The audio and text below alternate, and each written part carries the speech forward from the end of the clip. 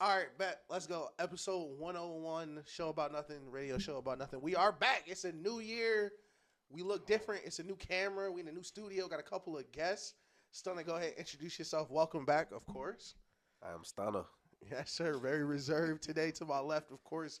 Far left, we got Chris. And to my immediate left, Drock. Go ahead. Say what's up. What's happening, baby? Happy New Year, man. Happy New Year. First episode of 2025. It's only right as episode 101 on the first episode of 2025. How y'all feeling? How y'all feeling? Sensational, brother. Hey, I need more energy than that. That's a fact. Yeah. We entertainers. Sensational. This is the first of 99 episodes this year. Yeah, man. All right. Season may be over, but I found out I have a franchise QB. All right. All right. That's a. Hey, the glass is half full. You feel? I'm also here to hate on Michael Penix today. I'm playing. Whoa. I'm playing. What was that? Okay. All right, man. We have an amazing show. It is good to be back. We have taken a long break. This is probably the longest break we've taken in about 2 years. I have been out of town working, doing a lot. I'm exhausted. I feel like my life has been on fast forward for like 2 weeks. But I'm finally settled in. Like it said, new setup. Please go subscribe, like, comment, so we can keep improving the setup. Yeah, add some stuff to the wall. You feel me? And shout out to the high school Kobe jersey. That's my favorite knick-knack in here right now. Yeah, sure. But all right, a lot has happened since we left. So it's a lot. We found out Joy Taylor is an escort.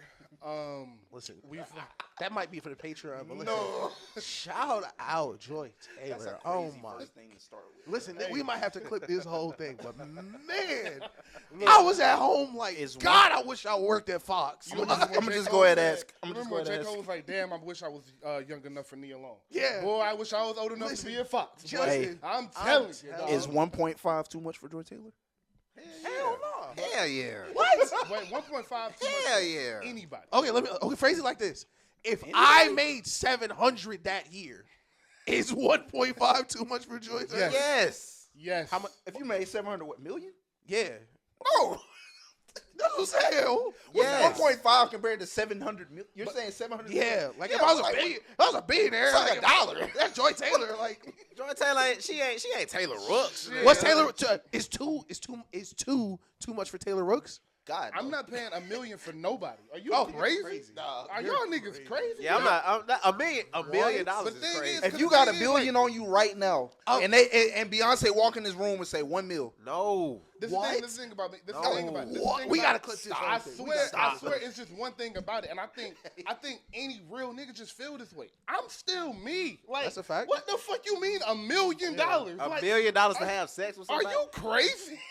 You know what I can do with $1 million? $1 million for 10 minutes. You are think out your mind. Think about it. Okay, I think you definitely got to negotiate because if I give you 1.5 million, you probably here for the weekend. Like it's not like a one day. Yeah, like it's not like get our money worth. But like, what if she here for the weekend and she started talking to you? You don't even like her. Like that's why it's, you give her the 1.5 million. So you say shut up. Like, bro, what?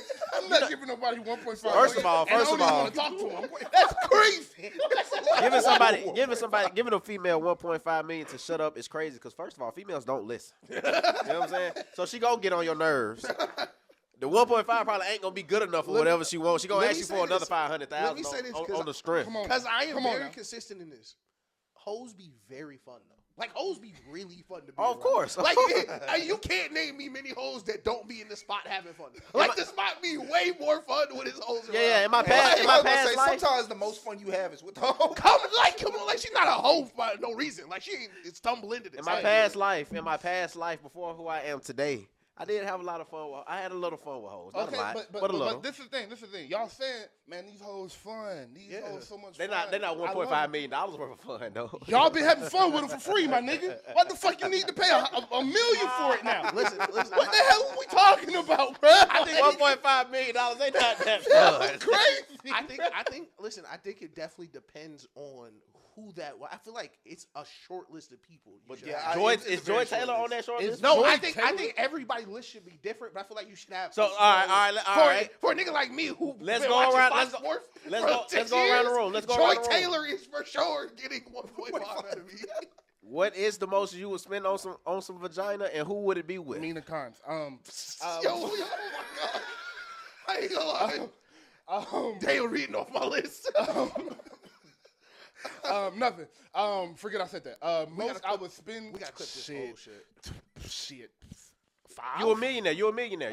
5. You have an unlimited budget. 5 million. 1,000. Okay, let me frame it like this. Okay, Crazy. in this Fuck these hoes, bro. Taylor Rooks. So Taylor Rooks asking you right Taylor now. Rooks getting a 10 Taylor ball. Rooks is on my list. She getting a 10 ball. Listen. This Taylor is Rooks is on my list. I firmly believe if I got $1 million, I could talk my way into anything. If I got $1 million, I'm gonna look like $100 million. I will You say feel that's me? valid. Like You you feel would me? have the But- money. So it's then like, yeah. But I'm that's saying my though, thing, like, my whole thing is like, say So you say gonna she say her down? say she say she don't want to be.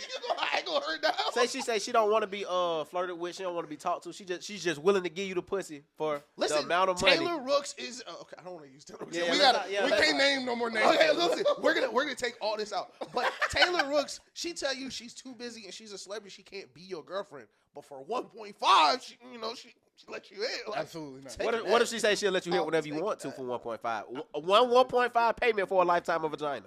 Would you do it? Absolutely. you basically leasing it. All right, she like You have a girls? membership. Huh? She like girls? Yeah, no, it's good. Listen, 1.5. As long as you're not doing no crazy shit, it's good. You can split it in the household. You can do $750 for you, $750 for your girl. 1.5 for a lifetime membership, bro. And I don't plan on dying. What's no time soon. 1.5 over 20 years? I'm saying though, like, at some point, does your investment? I'm saying though, return? like, so in this hypothetical situation, are y'all fucking her every single day? Nah, Like, you not every you got to day. get your money's worth somehow. Not every day, but listen, once a week, like Once a week is crazy. No, but you gotta think about it. no, Niggas buy a really nice car. You don't drive the Porsche every day. Please. But on Sunday when it's warm, you want to drop the top. If I You get in the that, car. that Porsche don't cost 1.5. that Porsche costs like 75. It might be once a week because what I'm gonna have to do when I'm in there to make up for that. Like $1 we not million. be playing around. What I'm gonna have to do for it, but I'm gonna be in there for a little minute. Listen, Day that's- two, Nah. day two. I know she not gonna be straight. 1.5 Shit. for 1.5. I got to hit at least 3 times a week. That was my thing. I got to hit at least Okay, 3 times. I a can week. see 3 times a week. For unlimited. We talking about 1.5 million. You know how much money that is? Yes. 1.5 million dollars. Yeah, you Yes. could have done other things with that money, and that's what you chose. So You know what I'm yeah, saying? you got it. Shout out Skip Bayless, dude. Shout out Skip. man. Shout out Skip. Bayless. My boy said, aren't you Muslim?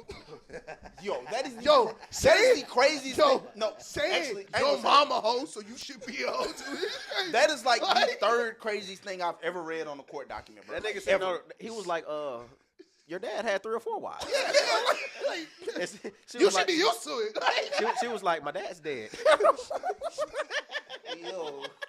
Yo, that is crazy. that's the third craziest thing I've read on a court document in my life, bro. Yo, your dad's a Muslim, though. And then right after that, he posing in them Jordans and shit. Oh can't my see God, these, bro. bro. That nigga Skip is crazy, All bro. right, bet. Let's start it right here. Episode 101. Shout out Colin Cowherd. Shout out to Colin, man. Shout out to Colin Shout out to Cowherd. Colin, man. Episode 101, episode titled Funniest Possible Outcome. Let's go ahead and get it started. All right, man. We're gonna start with some music because football is gonna take a little minute. So let's get into this Lil Baby album. Lana by SZA dropped. I think I'm gonna wait till next week or two when Charlene and Grace here to talk about that because these two gentlemen do not believe in listening to music that are made by the women. That's false. Listen, I ain't First gonna of lie. all, that's false. Second of all, shout out Lean. I just happen to not listen to it this time. Listen, I ain't gonna lie. Listen, I've been, been around my girl, been hearing this SZA a lot. I ain't gonna lie. It's crazy. That SZA Deluxe is ridiculous. That's bro. that Throw those Some songs D's are on it sample bro. with Kendrick is one of the best songs I've heard this year. Scorsese, Baby Daddy, Diamond Boy, BMF. Oh yeah, it's some joints in there. Shit. It's some real good R&B. SZA, you cold, bro. SZA cold. Yeah. It's more. So I see a couple people asking like, why did she do this as a deluxe instead of a new album if she wanted to get out of her deal? First off, y'all just got to learn to let SZA talk. She be bored. She's clearly a liar. She's a liar. She's bored. She Yeah. just be having fun on the internet because y'all believe anything she say. Literally. Don't believe nothing she say from the internet. She hates Secondly, the album is a continuation of SOS. It sounds like a continuation of SOS. It fits the sound, the vibe, the energy of the album, so it makes sense why it's not a standalone project. Because if she would have dropped it as a standalone project, they would have been like, this sounds just like SOS. So that is why she did it like that. It makes perfect sense. And she has been telling you she wants to release more music. She's been saying she wanted to release more music since the day the album dropped. Really? Like since the day SOS came out, she was like, it's more music behind this, and it's just been taking a while to rework. And SOS was a ton of tracks too. But on to, of course, Atlanta always wins. Niggas been waiting a while for this. WHAM. Whoop. Who hotter than me? Who hotter than me? Who hotter than me? Like, so how do we feel? How do we Who feel? hot as me? Yeah. It's not who harder than me. No, WHAM. WHAM. Who hard as me? Who hard as me? Who hard as me? Yeah, Shit. Wham. Yeah, I ain't even talking right. So- What the fuck? Yeah.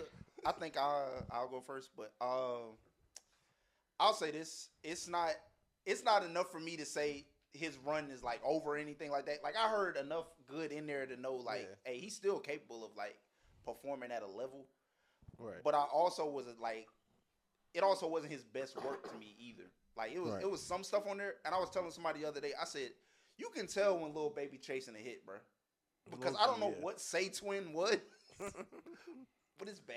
Nah, like That's solid music. That's solid Say music. Twin is bad. I ain't gonna lie. Say Twin.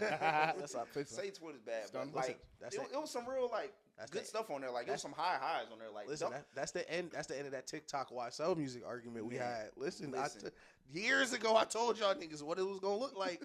Now we got Say Twin. But listen, Dumb and Dumber is like peak flex rapping, bro. I like this song. Because obviously everybody else is on there getting off, but like Thug has to talk about that because if he talk about anything else, he's going back to jail. But he is literally on there flexing like, hey, like I don't gotta rap about killing niggas no more. I'm rich as fuck. Like, that shit is crazy to me, bro. Like that's a crazy verse. Shout out Thug for sure. No, I fought with Baby. You know, shout out Southwest Atlanta. You know, Drugs Talking is probably one of the top 15 beats I've ever heard in my life. You know, and my music is not as diverse as y'all. So you know, I'm an Atlanta nigga to the core. Yeah, no, that's fine.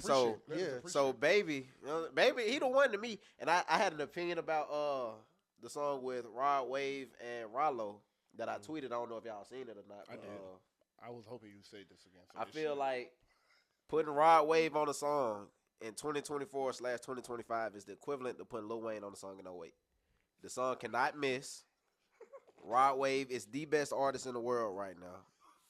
There's no debating it. It ain't like Drake. All them is cool, but like it ain't no feature like a Rod Wave feature right now. You mean Dwayne Carter? Yeah, like Dwayne Michael. Like Carter 3? Dwayne Michael Carter. Like no feelings. Yeah, no feelings. Junior. Okay. The one raised by Rabbit. Yeah, him. Great. Yes, Rodarius Green is on that level. Yes. Shout out Rod Wave. He's for sure nowhere near that. He is on that level. No siree. Rod Wave is the biggest superstar in music All right right. now. So literally, let's He's not even the biggest no more. They got that one nigga in the purple. Oh yeah, sweatsuit. Dave. hold on, bro. Let's not put Dave Blunt's on Rod Wave's level. What do you mean he's the biggest superstar in the world right now? Like everything he you touches. mean in rap? In music. Like In music. You know how broad the scope of music In music. like okay, cool. Right? No, let me not say he's the biggest. He is the best artist in the world right now. Okay, I can take that. Okay, I you can think take he's that. the best? Because artist in the world. of course, there's people more famous than him because he's only 25. I was just making sure you. Right. Okay. Nah, I mean, I can take Rod Wave, the best artist on the planet right now. I can take that from a nigga who listens to the type of music you do. And that's not. No. Hold on. I'm not even trying to be funny. I'm not even trying to be funny. No, I'm saying you listen to Rod Wave, It's so, sectors- so I can accept if you think Rod Wave's the best. Yeah, because it's like, But why don't y'all listen to Rod because Wave? no, I listen to Rod Wave. I just don't think he's the best artist in the world. I think he is one of the best artists out right now. The best artists in the world right now are even the best like hip hop, rap, R&B, pseudo R&B artists right now out. Is crazy because Future exists and he's still putting out music. Future is not better than Rod Wave. Future cannot touch Rod Wave. Future last 2 albums better than Rod Wave last 2 Cap. albums. Easy. Cap. Like I said, I'm an Atlanta nigga to the core. I've been listening to Future since I was 12 years old. I agree. I turned 26 this year. Yeah. Can't nobody in this space touch Rod Wave right now. Okay. No dick riding. No dick riding. And I fuck with Rod Wave. I've been listening to Rod Wave since I died for the Cuban link. So I'm fucking with Wave. I'm for real. So, but best in the world is a little crazy. That's a little crazy. I think what's happening right now is kind of like if we just plucked Rod Wave name out and put in NBA YoungBoy, it's like the shit we was hearing a couple years ago. Like the niggas who really like Rod Wave really like you know That's like a we good talked point. about this the other day. You don't meet any niggas who be like, yeah, I kind of listen to Rod. Like niggas either really love Rod Wave or just don't listen to him. But see, I feel like the difference between, because I was a big YoungBoy fan at one point too, Yeah. but once he started oversaturating the market, it became too much. Like he stopped putting out like his projects would be 7 good songs, Right. and 18. And he dropped like whatever. 4 times. You know, Rod Wave Exactly. for sure has done a better job just building his brand and managing his sound for sure. But you know, He's the best in the world. Lil Right? Wayne is crazy. If we were to compare it to basketball, because we are basketball fans, Right. Rod Wave is Shea Gilgeous-Alexander.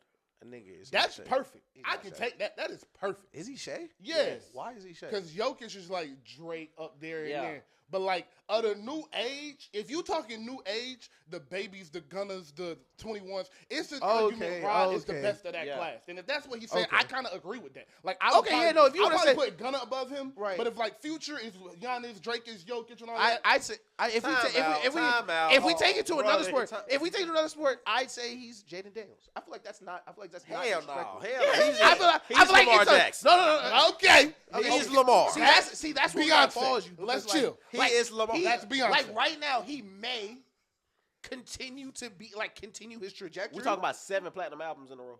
That I know, but like he may continue his trajectory of being a great artist and continue to sell more, and he may hit 08 Wayne. But the thing, like you just mentioned, He's 7. there. He's No. there. But the thing you mentioned about 7 plat albums in a row. By the time Wayne was 08 Wayne, he had 3 classics behind him. No, he did not. Yes, he did. Didn't what year did Carter 3 drop? Oh wait, 08. I'm talking about before pre-Carter 3. Okay, that's Pre-Carter different. 3. Then. Carter 2, Carter 1, The Block is Hot.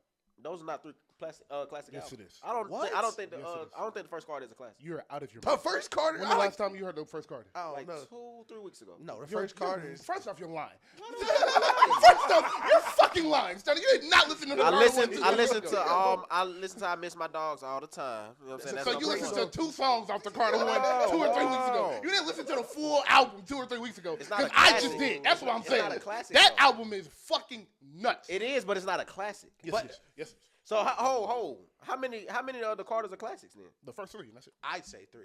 Yeah, the first 3. Yeah, I'd say 3. It's definitely 3. It's the first But 3. if you tried to argue for the 4th one, I wouldn't get mad. Because I don't think the fourth Carter. I don't think think the fourth Carter is the 4th best album in that. It is. No, I don't think so. It is. I've never thought so. The Carter 1 is absolutely I think better it's than 2, Carter 3, 4. 4, 1. No, it's Nah, it's one- one- I What is really it? love Carter 4, so like I'm not mad at him for arguing it. It's not. The But Carter like, 4 is Like I think both of Well, those Carter are 4 is elite crazy, albums, but it's but not I Carter don't think 1. I don't think the Carter 1 is a classic. Though.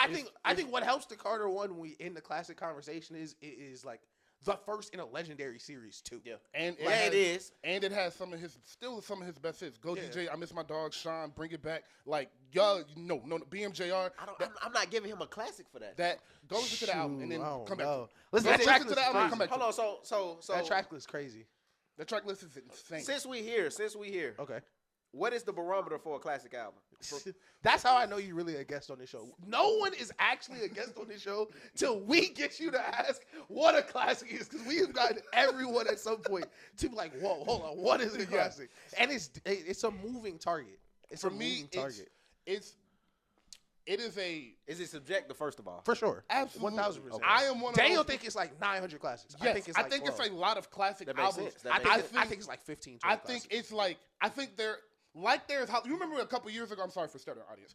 You know, a couple years ago when Eli Manning was finna get in the Hall of Fame, and Prom was like, everybody shouldn't be on the same floor of the Hall of Fame. That's how I feel about classic albums. It is levels to classic albums. So the Carter 1 isn't the classic album that the Carter 3 is, but it's still a classic. There are tiers to it. So you think The Block is Hot is a classic too? Absolutely. I think albums that tell a story for a year are albums that are just phenomenal for the time they're in, are shape a sound of a music, are shape the sound of an era, are, as Ish said, is the first of a legendary series. And of course the music follows. But like I said, I think the Carter 1 has about 23, 24 songs. It's maybe one skip on that album, like maybe. And it's the highs of that album are still as high as Wayne has ever went. So if we're talking about one of the 3 greatest rappers ever, and he has 5, 6, 7 songs that are the highest peak of his music, then yeah, that is going to deem a Are we classic. giving him top 3 ever?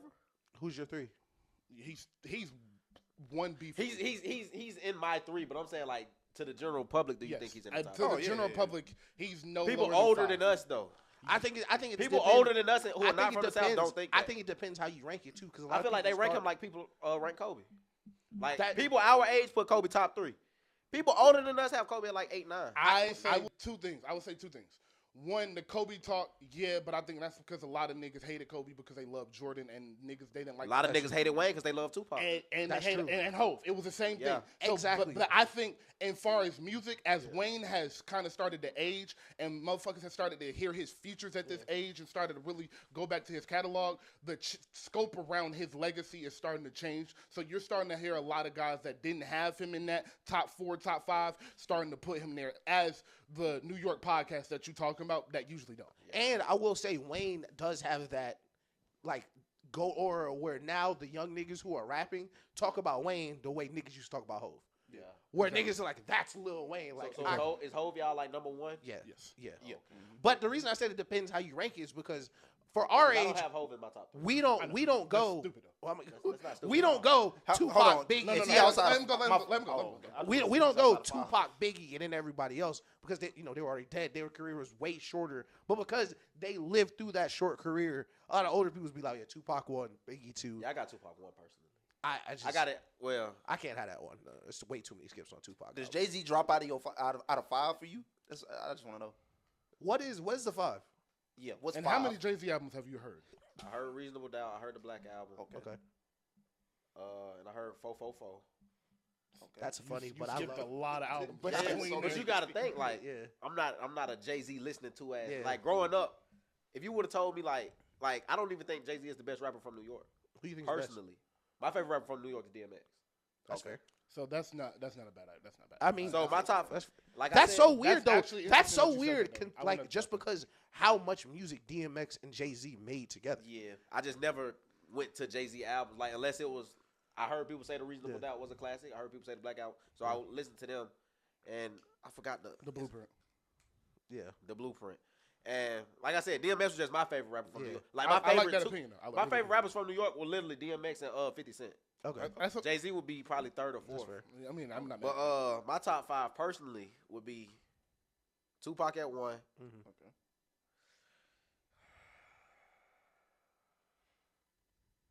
Just put Wayne there. I feel like he fits over. He's trying so hard not to say it. Nah, cause the person I'm gonna say, I know who finna be in there, bro. no.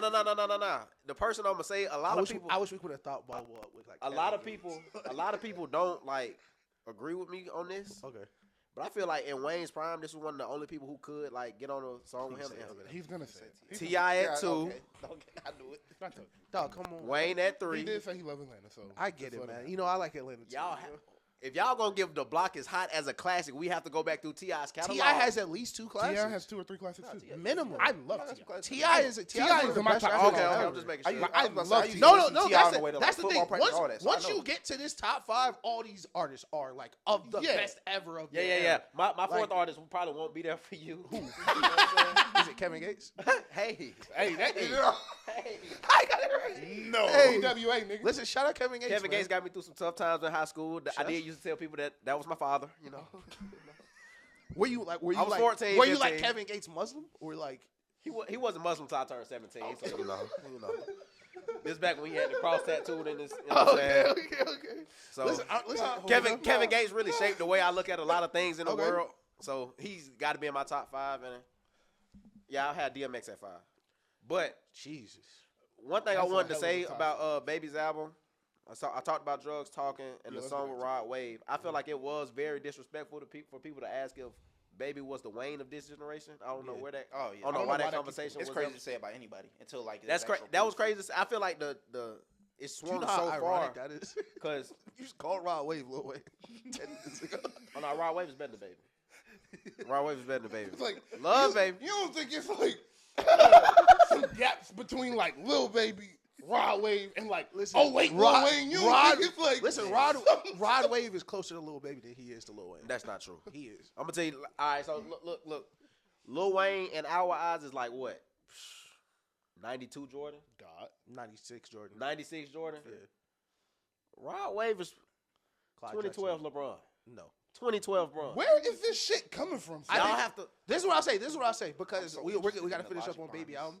But until Rod Wave undisputedly is the biggest or best rapper alive, I don't think he should be in Lil Wayne conversation. But even in 08, Wayne wasn't. Yeah, he was. Undisputed. No, he was not. Lil no Wayne, question. yes, he It was. was no question. Yes, he did. It was no question. There was a question. Wayne did a million first week after it leaked. There was a no question. question. But there was a question, though. From 07 to 09, there was no question. There was a question. Who was the question? Oh, Eminem. What's the question? No.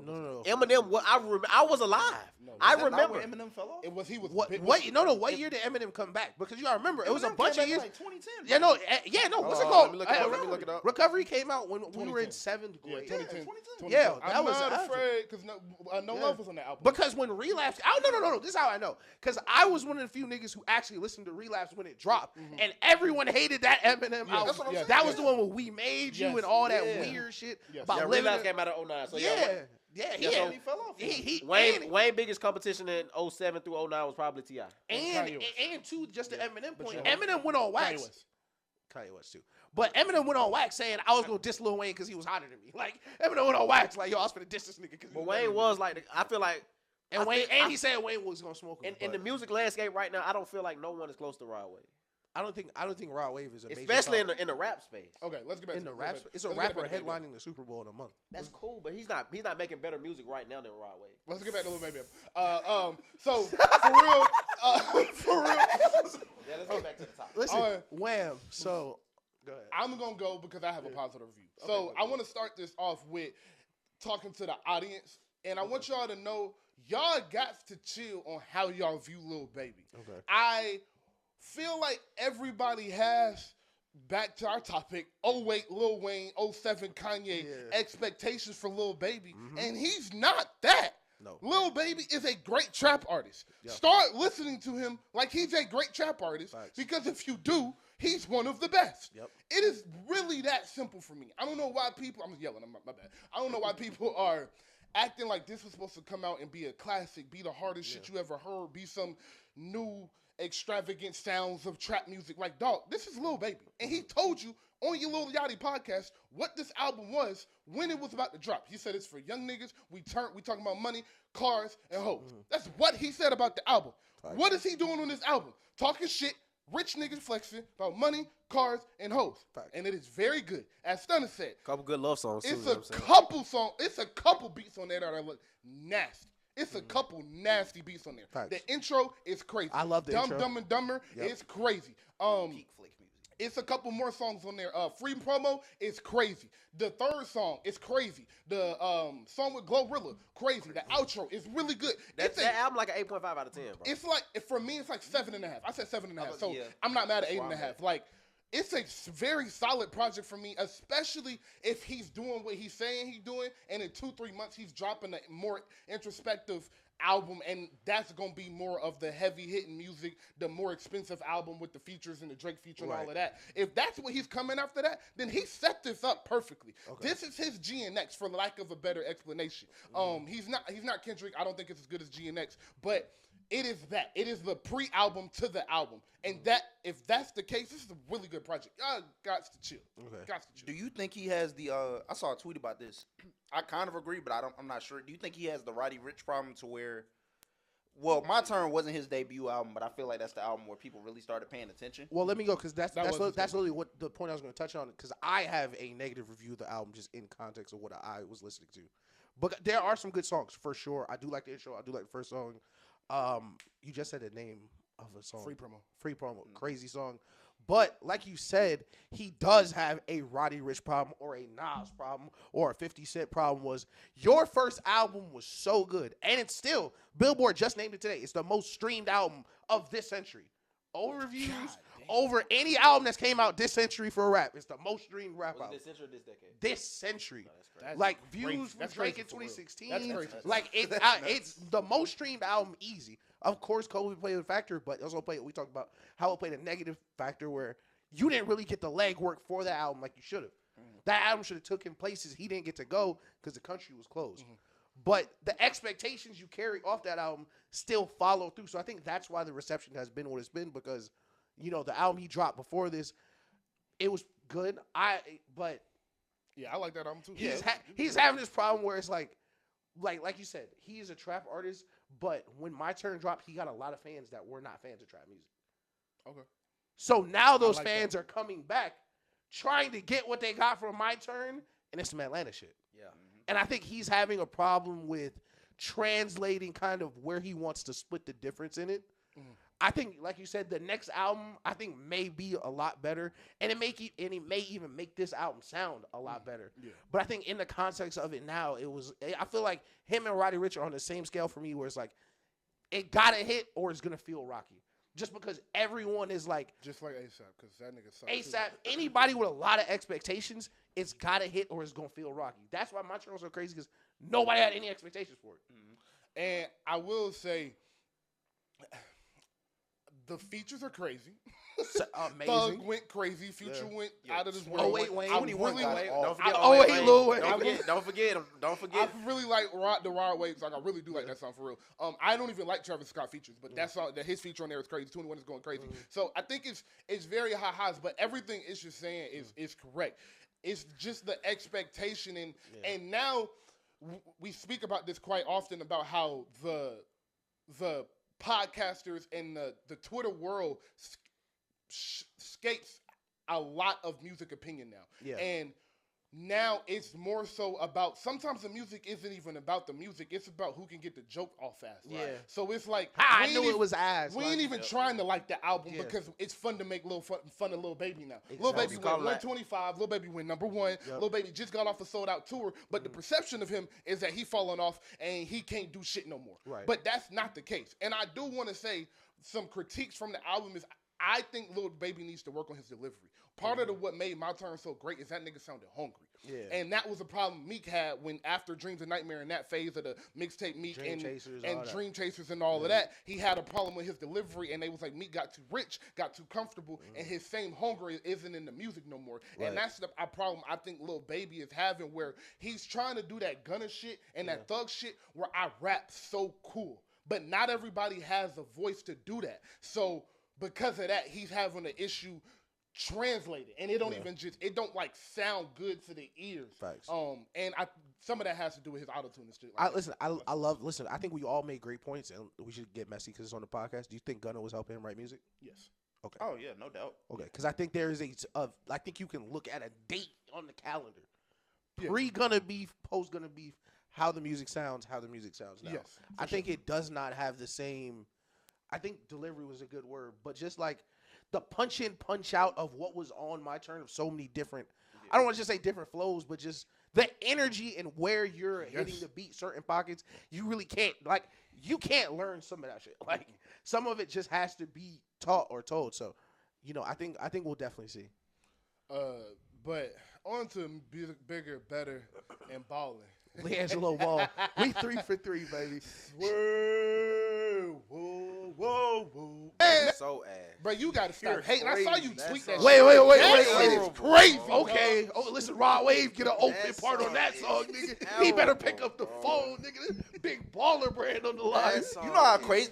As of today, horrible. like he's about to sell 100K on that song. And you know, Bro, That they song booked him for Rolling Out already. You know LaMelo did the beat. I feel Yeah. like everybody. I feel like people are trolling. Like y'all Are don't you really serious? like No. that song. All right. Oh, that's old school. You know how I classic know? hip-hop. You know how I know nobody's trolling? Because people used to listen to Hot Boys back then, like Yeah. religiously. That is 100% a Hot Boys song, bro. Gorilla Deadass. Warfare is Like, also a classic like album. when people are putting that shit in videos and like putting Birdman in them with the song over it, that's not a joke. 'Cause that's exactly how it sounds. Like it sounds really It good. sounds like a good. big But the fucking song And I'm not is gonna lie, the before the words song that- dropped, I was like, damn, I hope like the hook. The not snippet just was good. tough. That snippet was That's tough. That bro. song. I'm like, yo, I hope the Yeah. hook It's not like- just good and it's actually a good song, dog. He's Swerve rapping in that in corner. there, bro. Dog. Listen, Can y'all Y'all rap said that verse me and for my real quick? evil twin.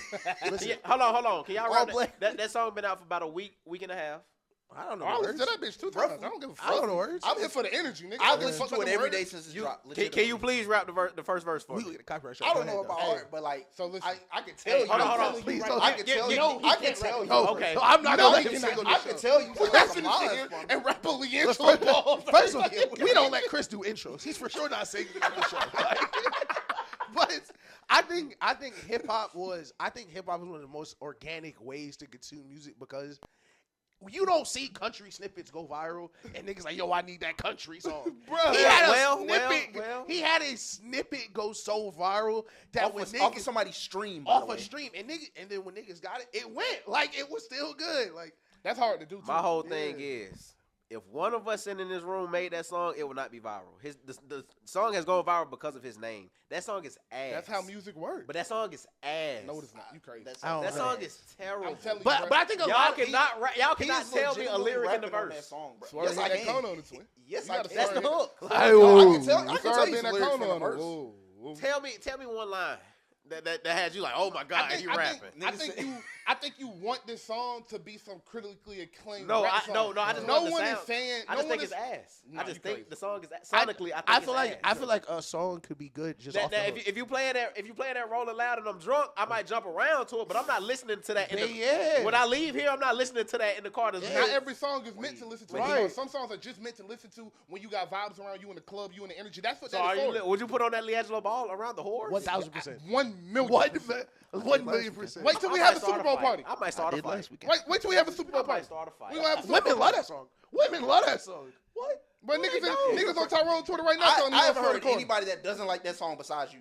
Yeah. Legitimately. Real nigga. Legitimately. Real nigga. This is what I'll say. I think a good hook is enough to be a good song. You do? Yes, 1,000%. for sure. I think if the hook is good enough, I don't care what you're saying. Some people, it's some songs. See, I don't. Travis But he Scott. was Travis Scott built a career. But he was actually rapping, Off bro. of That's hooks. my thing. Like he's on the rapping. I ain't bro. say all that. No. Listen, hold on. Listen, because I would say, listen, my music, my rap taste is pretty different. I listen to niggas that be rapping about anything, but you listen to V's too. Chris, listen to that type of music where it don't gotta be serious. That shit can be funny. Like I have a question, and I was thinking about this on the way over here. It's kind of related, but it's kind of not at the same time. Mm-hmm. So he was the things he's talking about in that song is like borderline on some gangster shit. yeah. We know that Leangelo Ball is not a yeah, gangster. yeah, so we my know whole that. thing is, Do we know that? Hey, I will say we know that, but I also still don't know what LeVar Ball does for work, bro. my question is like, so say it's like your friend rapping gangster, and you know, would you rather listen to somebody who you don't know rap gangster than somebody you do know? Like, because the person you do know might be lying, and you might know that they lying. Yeah, absolutely. Hey, So bro. would you rather listen to the person who you don't know? Tyrone- Whichever one go. Whichever one is good. Me and But Tyrone, like, what if they both? But like, say your man can really rap his ass Yeah. off. Me and But he Tyrone- talking about murdering. Yeah. I'm selling crack. That's all rap. All them niggas. Like 95. But you know for a fact, Yeah, like, nah, man, that this shit don't nigga bother is me. lying. Nah, that shit don't bother That shit kind of bothers me. Me and Tyrone got a song, and that nigga says, I have a flawless Patek. That shit hard, though. that shit So, hard. who give a fuck? listen. Lie, nigga. Do lie all you want to. If Fake that it till shit you make hard, it, my I don't nigga. give a fuck. Do it, go. Do it. Do Man, it, do go. that shit, go, dog.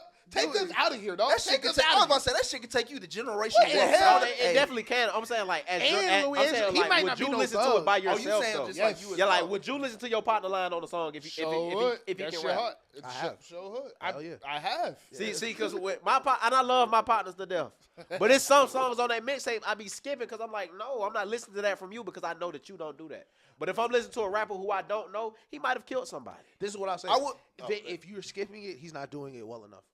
No, If you rap well enough, it don't matter what you're saying, niggas will promise believe. you gotta. I will say I may not necessarily skip it, but it is gonna be in the back of my mind. Like, I Like, know no, you the lying. teacher didn't tell you it was gonna be But a here's failure. the She thing. told you stop disrupting the class. Here's the my nigga. thing. Like, there's a difference. He fire. If he fire and he don't act like that in real life, and we know, like it's a joke. It's like, all right, hey, bro, I'm nice, so this is what I rap about. Yeah, right. But we cool about it. If the nigga walking around, like, start rapping like that, then walk around like Yeah, he living that's like what- that's that, what I'm saying. that That's bothers what I'm me. saying. Like, That's I what I'm got saying. you there. But if we in the studio and he like, hey, bro, I'm finna lie, but this shit hard, and he get to being hard and lying, Yeah. pause. Yeah. Whoa. Yeah. But That's crazy. First pause of the new year. That's that was nuts. Pause. But all right, Flag on college the football, dog. Flag Let's on just the move play. on, bro. Fuck my partner. So is Deion Sanders the new Nick Saban? Hey, when I said that 2 years ago, Hey, that nigga looked. Why at me. would he be? hey, Bro, 1-11 to a 9-5. question for Yeah. 1-11 to 9-3. Yeah. 1-11 to 9-3 with the Heisman Trophy winner no, not the Heisman Trophy winner. The best college football player that we've ever played ever college football seen. Who? in Colorado. What? Travis Hunter. Travis Hunter. He's not. Travis Hunter is the best college Listen, football player ever. Listen. This is what I'll say. Hold on. If Travis Hunter did what he did at UGA, you would be calling him the best football player. No, I you've would ever not seen. because UGA has had someone do that before. No, they haven't. No, have not. Shout out to Champ Bailey. Champ He Bailey did was not not a do full-time that. receiver. He Champ didn't Bailey do was that. not a full-time receiver.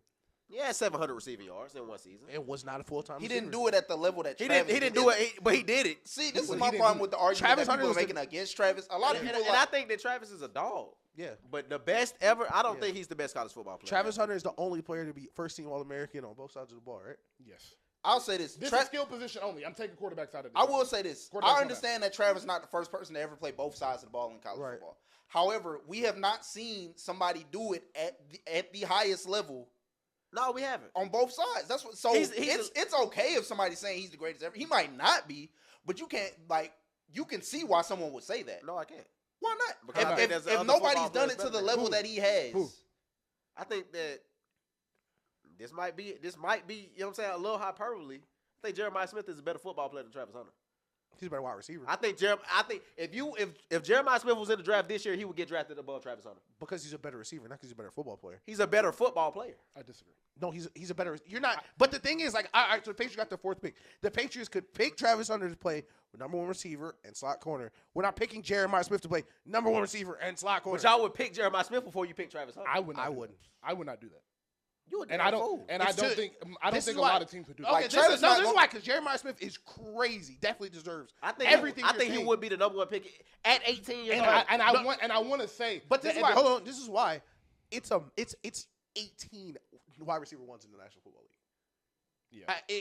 Jeremiah Smith peak. Justin Jefferson still out there. Jamar Chase still out there. It's wide receivers everywhere in the NFL. T. Higgins, one off his team. Garrett Wilson, one off his team. There are no other players that are going to do what Travis Hunter's going to do. Travis Hunter's not going to be a wide receiver one and a DB1 in the league. No, He's not going to be a DB1. Yeah, I was like, he's not gonna do both, but they probably are gonna roll him out there to play some corner. At some point, they're going to force him to pick a side. Like you're I going to have to. I pick don't a think so. side. I don't I think so. disagree. I think it depends where he goes. First of all, this is a I whole just don't different think level the workload will of. be as high, but he's gonna play both. But the workload, they're He gonna might, make I think him. he's going to be a full-time corner and might get like 15 to 20 snaps He's at wide going to get receiver. about. He's going to get about 20, 25 snaps. I think it's gonna be the other way around. Like I think so. No, too. it's gonna be corner. I think personally his number one I'm- position going to be I'm quarterback. telling you, he's going to be a corner. That nigga's he is a ridiculous corner. I have watched every game. No. I've watched film on the nigga. Like I think what he y'all are is a saying is ridiculous right. corner. That he is a better corner than he is wide receiver. But if he wants to play both, he has to play wide receiver and some corner, in my opinion. I disagree. I think it depends where he goes, too. Because when Go ahead. Dion was in Dallas, he played majority corner, and they Yeah. let him get some snaps. I think they're gonna do. I think they're gonna do Travis the same way. I do too. But the thing is, Dion wasn't a wide. Like, Travis either way is going to be a really good player, either wide receiver or corner. But I think first, his priority should be, where can I go where they're going to let me play both sides of the ball? Okay. I think if he has a chance to do that, he's going to play both sides of the ball. And the only place I think he has a chance to do that is in New England, and we have Christian Gonzalez. I think he would be a better slot corner 2, and wide receiver 1 in New England than he would be the second best corner on that team who gets offensive snaps. I don't think you pick him at 4. If he gets drafted to New England, I would put him at wide receiver. But that's because y'all suck. I don't. With think all that due respect, of What, course. didn't When our they do season these- end on the same day? When these draft interviews happen, Okay. We'll get into that in a when these second. draft interviews happen, I 100% believe Travis is going to walk in there and say, if you're not letting me play both sides of the ball, don't draft me. So wherever he goes, he's going to play both sides of the ball. He's not playing full-time. That's impossible. No one ever do that in the NFL. That's crazy. He doesn't have that leverage though. Yes, he does. No, he does not. Why does he not? Why not? If we're gonna draft you, we're gonna draft you. What? I promise them you they niggas will not no. draft you. This is. Tell them no. Tell them niggas. You ever tell heard them of niggas- Phillip Rivers? Do you know who Man? Deion Sanders is? He's nigga? not a quarterback. Do you know who I Deion know, but you Sanders can is? still nigga? say no. We're still going to draft. Do you know who Deion Sanders is? Deion Sanders does not have enough power to deter teams from drafting Travis Hunter. He If they- absolutely does. No, the hell he does not. You Shit, tripping. I You don't tripping. know. No, If he Travis does walks not. in the interview and is like, yo, I'm playing both sides of the ball in the NFL. Do not draft me if you're not going to do that. Who do you think you are? The best college The football best player college ever. football player you have seen in Okay, the And guess hold what? on. And guess Hold what? on, Guess let's what? do Guess what? that. the Let's G- do- let's Guess what do the that. GM is gonna say when he says What? I'm the best college football player ever? What? That does not matter once you get to the NFL. You still have to earn your spot just like everybody else. Shit. If we Okay. want to take you at number 1, we're gonna take you at number 1 and stick you on defense. What you gonna quit? Okay, this is I'm my not retort. No, gonna play. wait. No, I'm this not is- gonna show up. No, wait. This is my, hold on. This is You my gotta sign retort. that contract. No, You don't have to sign the contract. Wait, So, no. So he just gonna retire because he don't get to play both sides. No, of the no, ball. this- Somebody going to pick him up eventually. This is the thing. This is the You thing. don't get released. No, Yes, this he is- will. I Wait, promise. hold on. This will work out in his favor. Hold It's on. Drock. It's my fault. No, but this is how the negotiation goes. We're gonna draft you anyway. On the other end of that table is a GM who just got the top 5 pick, who's gonna get fired if he messes this pick up. So if I say I'm not coming, y'all just went 3-14 for no reason. So you actually don't have the leverage because Travis Hunter can sit a year out. You won't be there. So are we pretending to not know how spiteful the NFL is? Talent go over all that. Are we pretending? Talent go. You cannot name an NFL player that was extremely talented that was not allowed to play somewhere else. Even Josh Gordon got a ring. And he got suspended. I can name multiple times. I can name a player who the NFL colluded against when he wanted to make his money. Who? Lamar Jackson. He still got paid. That's not different. That's different. That's not different. He did still get paid, but his team still colluded against him. If 1,000%. If Travis Hunter walk in that office and rub 3 teams the wrong way, they will ruin his career. No. This is why I disagree. Hold on. This is why I disagree with the Lamar thing was he didn't get colluded. If Lamar got kicked out the NFL, maybe. But he was colluded so they can pay him. That was it. They just didn't want to pay him. They were fine paying him. They just didn't want to pay him that much unless they had to. And let me add to that. That was collusion because if he gets paid that, then we all have to fuck with this now. We all have to follow this standard That is now. true. This isn't if Travis says no, we gotta do this for the next 10 drafts. It's not like Jeremiah Smith gonna be like, yo, I want to play corner. Because Eli Manning did it, and no one has done it since then. So it's not going to be a standard. If Lamar would have gotten paid like that, that would have been a standard for quarterbacks, and that would have messed up franchise for the time. I feel like it's different from quarterbacks and position players. Like a quarterback can say, I don't want to go here because there's only one quarterback on the field at a time. Okay. As a position player, we're still going to draft you. And I'm not going to sign that contract. I'm not going to show it.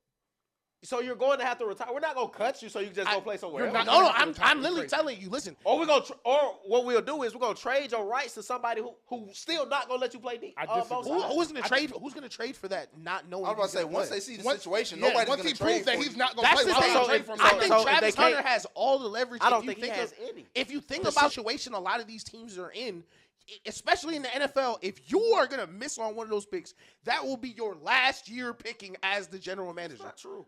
Okay. The Falcons still got their general manager. And that's the worst GM in the league. I've been telling Chris for years to fire him. Chris, talk to your man. Chris, talk to him. We still got the same general manager who drafted a tight end in the top 5. And 5 years later, and we talk about people getting fired. No. And y'all just missed the playoffs. Like, and he still got a job. Listen. What Arthur Blank is doing to the city of Atlanta is different than what is going on here. Because first of all, the Falcons. Let's just talk about the Falcons right now. Let's just go to the Falcons. Hold on, no. I do want to. I want to get. Hold on. Your first question. Yeah. First of all, no, Deion Sanders is not close to Nick Saban. Oh, okay. That's number one. Why not? First of all, we have to see what he looks like without the best college football player of all time and top 2 quarterback in the nation. That's fair. Oh, that's fair. So I feel like. So when Nick lost without those, it was kind of just water. But Nick won 7 championships. That's true. But up to this point, like you said, we got to see where it goes. At this point, Deion Sanders is more successful than Nick Saban was his first couple of years. That's by record. By record, yes, it is. Yes, it is. But he took over a worse team and in a harder conference and without less resources and with less resources. I didn't mean to say a harder conference. I'm sorry. But with less resources, what I was trying to say. So are we comparing him to Michigan State Nick Saban? No, Miami Dolphins. From year by year. No, I'm saying because Nick Saban's first stop was. No, I'm saying Alabama. The Alabama years. Yeah. What year did he get to Alabama? 2008. 2008. 2007 or 8. No, I think it was before. It was 2007 or 8. It was one of those. Because he was in Miami when we drafted Matt Ryan. I know that for sure. And then he left the year after that. Then it was 09. They won the championship in 11, I think. Mm-hmm. And Colorado won the championship next year. So shit. Shout out to Deion Sanders for being a great guy. I actually just went to college football because Notre Dame Penn State is going on right now, so we're not gonna talk about that. Ohio State is gonna demolish Texas tomorrow, so I'm not really worried about that. I don't know about that. I really just wanted Stunna to get his flowers because he told us about Jeremiah Smith before the season started. I asked who he was looking out for, and he told us about his freshman that was 6'4" and ran a 4.3 and was the new Julio Jones. And I was like, how do you feel about that? And I left, and I was like, he might be tripping. Then I saw that first game, and I was like, oh, that nigga Stunna was right. So maybe I'm getting too old. How do you feel about them calling him Julio Jones? I think he could be better. Yeah. Jesus Christ. Yes. Yeah, I was gonna say, I seen the comp and I watched the game last week. He's 6'3", 225, 220 at 18 years old. That's fair. I was not a fan of them trying to give the Julio Jones title to Nico Collins, however. Yeah, that shit was crazy. That's insane. I feel like Jeremiah Smith, I feel like it's different when someone has been I seen this on Twitter the other day, and I feel like it's an apt comparison. They said he's the LeBron James of football. That's fair. He's been And an NFL player for like 10 years. Yeah. That makes sense. And you know his big cousin is Geno Smith, Yeah. so he's been around it. He's been training it. I feel like He'd be the best wide receiver on like half the teams in the league right now. Yeah. What do you think his ceiling is? The best ever. Really? Ever? Because I got Julio Jones in my top 5. Yeah, Me too. I don't know about that. Me too. So if I think he could be better than Julio Jones, I think you could put him in. I think I feel the same way. I think that's fair. I don't think I have Julio in my top 5 though. You were saying that Tyreek Hill was better than Julio Jones 6 months ago, so I don't really I think Tyreek care Hill about one of the best wide receivers ever, and there'll never be another Tyreek Hill. There's another Julio Jones in college right now. We're talking about him. He plays for Ohio State. Xavier Xavier Worthy I'm on. joking. You know I'm okay, joking, I was gonna nigga. say Xavier Worthy on his best day. There could be another Tyreek There Hill. will There never could be. absolutely be. There will Absolutely. never. I do disagree. There was never a Tyreek Hill before History him. repeats itself. There was no Tyreek before him. There's never Devin been. Hester? Sorry. I have a name I want to say, but I'm not gonna say it. Say it. I'm not because he wasn't Julian as Edelman? No, please. He wasn't as fast, but we talk about game breaking ability. I'm talking about Tyreek Hill. Steve Smith. Come I on. like that Steve comparison. Don't make I me like laugh. that comparison. He's not Don't as make me he no. laugh. He's not. He didn't reach. That's a great comparison. I don't think they're the same type of wide receiver. Let's remember that Steve Smith at his height, the height of his powers, did not have Patrick Mahomes. I think Steve Smith had Jake is, Del Holmes. I think Steve Smith is one of the best physical receivers ever. I don't think he plays anything like Tyreek Hill. But what I'm saying is the speed, the size. I don't think the speed is not even close. So here's the thing. He Here's ran the a thing. 4.3. He couldn't throw a water bottle at Tyreek at full speed. My thing is, 4.3. He couldn't reach out and grab Tyreek My by thing- his shoulder sleeve. Cap. But my thing with the Tyreek thing is that Tyreek is just a shorter version of Randy Moss. No, He he's kinda not. has No, some he's Tyreek. not. Yes, he has. No, he's not. Yes, he is. What's the difference between Tyreek Hill and Deshaun Jackson? Okay, first of all, wait, one by one. One's a crib and one's not. That's funny. Okay, first, let me do one by one. Tyreek Hill is not a short version of Randy Moss, is because Tyreek Hill was also the best slot receiver in the league for a couple years and one of the best deep threats in the league at the same time. When was he the best slot receiver in the league? In Miami, his first 2 years, he was the best slot receiver. He played in the slot almost the entire time, running back and forth the entire play. I Randy wouldn't Moss, call him a slot receiver. He played. He was an X, just running emotional. No, well, the play started with him being hiked from the slot. Like he still wasn't out wide. He was lined in the X more than he was lined in the slot. He wasn't a slot. No, I'm telling you, his first 2 years, he was all within the hashes. He's only been there for 2 years. No, this is his third year. He finna ask out. This is his third Yeah, year. I'm telling you, the first two when he got there, Randy Moss was never a short. Like over half of his catches were within 5 yards and just racked for a long time, in Miami, because Tua can't throw past 15 yards. But True. and Deshaun Jackson, I think Deshaun Jackson has the deep threat, but I don't think Deshaun Jackson is the short yardage receiver Tyreek Hill is. Steve Smith is. Come on. Hey, listen, that's my point. If Deshaun Jackson had Steve Smith's bag, maybe Then yes. that's the best receiver ever. Damn. That's So I mean, Tyreek Hill's so pretty good. Tyreek Hill is not a top do you think 7 Tyreek receiver Hill is all better time. than Steve Smith? Yes, easy. What the I fuck? don't know. Yeah, If that's so Tyreek, easy. Steve Smith is better than Tyreek Hill as a wide receiver. That's a conversation. I think you are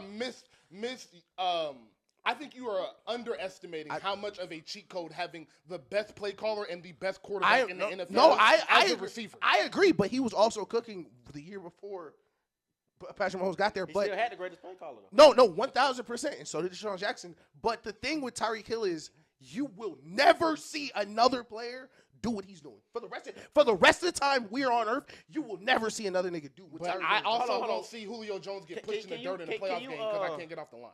That's 1,000%. Can you elaborate on what Tyreek Hill is doing? Tyreek Hill won a Super Bowl running a play no other wide receiver can run ever.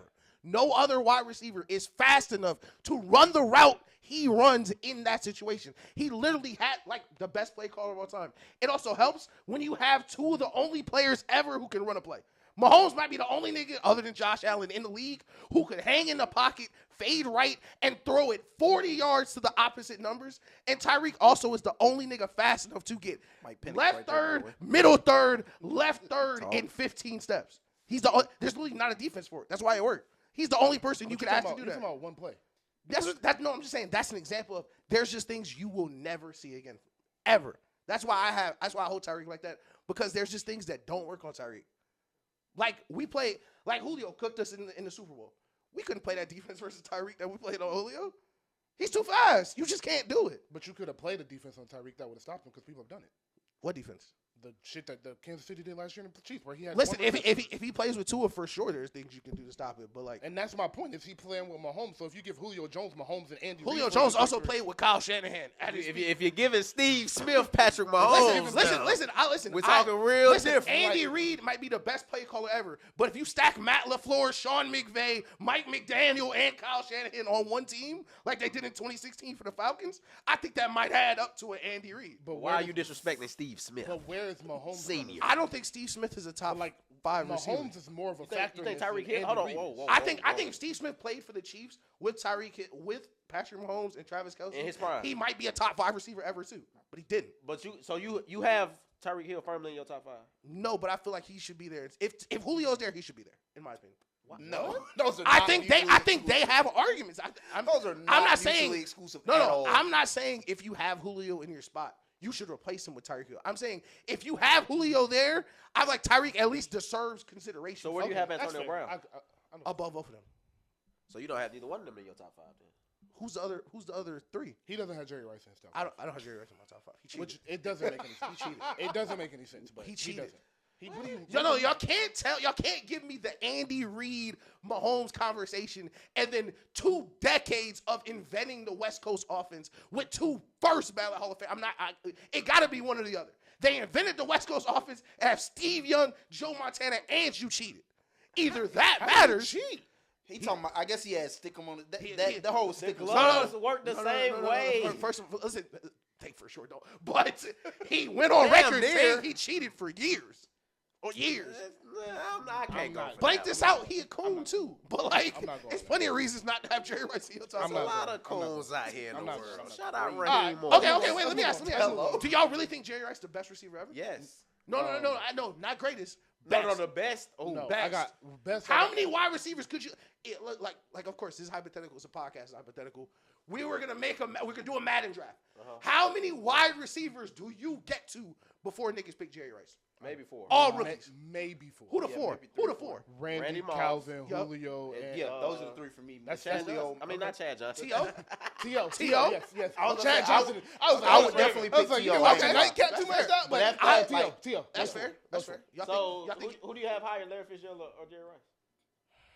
Because Larry was a bad boy. I think Larry Fitzgerald top is 10. a better wide receiver than Jerry Rice for sure. Torrey Holt top 10. No. Is Justin Jefferson top 10? Not yet. He will. He will be. Listen, by the end of next year. Skill sets, not career accomplishments. Oh yes. Justin Jefferson is a better wide receiver than Jerry Rice. Easy. I just can't go. Let's move on. Wait. So you telling me if Justin Jefferson had Joe Montana and they invented the West Coast offense this morning, he would not look like that? They invented it. That's what I'm saying. Like, but if Jerry Rice could get touched after 5 yards and could go over the middle without worrying about getting hit, would his numbers not look better too? But Jerry Rice. Okay, the flip side of this though. So we've spent 14 years perfecting pass defenses, and Jerry Rice is running against a base cover too every play. But the rules are more advantageous for the offensive and defenses are more prepared. So do you Are trade? they? Do you right now? I don't know. They were gonna ban 2 high safeties week 4. They Stop. were not gonna do They, that. it was. They were never going to ban it. They were just a dumb talking point. They were never going to ban it. They were on ESPN like, man, we used to watch gods. Oh my God, I back with was Drew not. Brees. I was not. Draft back with Drew Brees and Matt Ryan. I hate that they say that. But shit. I This is the best quarterback era ever. They were like, I just watched the Falcons give up 41 points to the Carolina Panthers. how many? Come on. When we were in high school, it was how many 5,000 yards passers attended the season?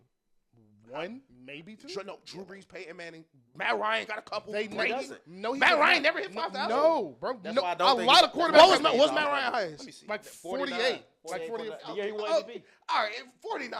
I mean, That's not 5. That's not 5,000. That's not 5. That's you said 5. okay, that's fair. I think Phillip Rivers might have got 1. Nope, he did not. No, It was Peyton has Peyton has Drew, 2, and Aaron Rodgers has 1. Yeah, Matt Ryan That's- be like right at the finish line. And for I the think 5K, Dan but he Marino don't did never- it one in '84. But still, Dan Marino did it in the 80s. semantics. No, I'm just saying. No, like, it's not 5. It's just not 5. Like they're like I definitely think defensive now are more prepared for West Coast offenses. I Oh think. no, they are more prepared, but that's called with the evolution of the game. My whole thing is with the rule changes, would Jerry Rice not put up monster numbers today too? I think he still would put up monster numbers, but I don't think he would be. We watched 40. Keenan Allen get 1,200 yards. No, I think Jerry Rice would be an All-Pro receiver. Mike Evans I has don't. gotten 1,000 yards for 11 straight. But hold on, listen, Mike Evans is Hall of Famer. But Jerry Rice, I think would be. Yes, he is. I think Jerry Rice would be an All-Pro wide receiver. But my point is, I don't think Jerry Rice would be 500 yards ahead of Jamar Chase and Justin Jefferson like he was back then. I just don't think there would be a giant gap if everyone was playing the way Jerry Is Rice he playing with Michael Penix Jr.? Because he might. He might. Yeah. What team is he playing? We seen Drake London in week 18. You know what I'm saying? All right. Lastly, let's end on a sad note. What happened with Georgia, Stunna? Quarterback got hurt. Shit happens. Listen, Carson Beck, I saw you hit the transfer portal today. He going to Miami. Let me say this. I hope you got your degree. They said Miami paying him $4 million to come play football there. Oh, no. Listen, get your money because you're going to be using that degree soon. You do not got a you do not got a future on Sundays. I hope whatever degree you started in Athens, you finish in Miami because you do not have a future I playing think he went to football. Miami not just because of the money. I think it's Shorty go there too, if I'm not mistaken. Yeah. Oh, okay, yeah.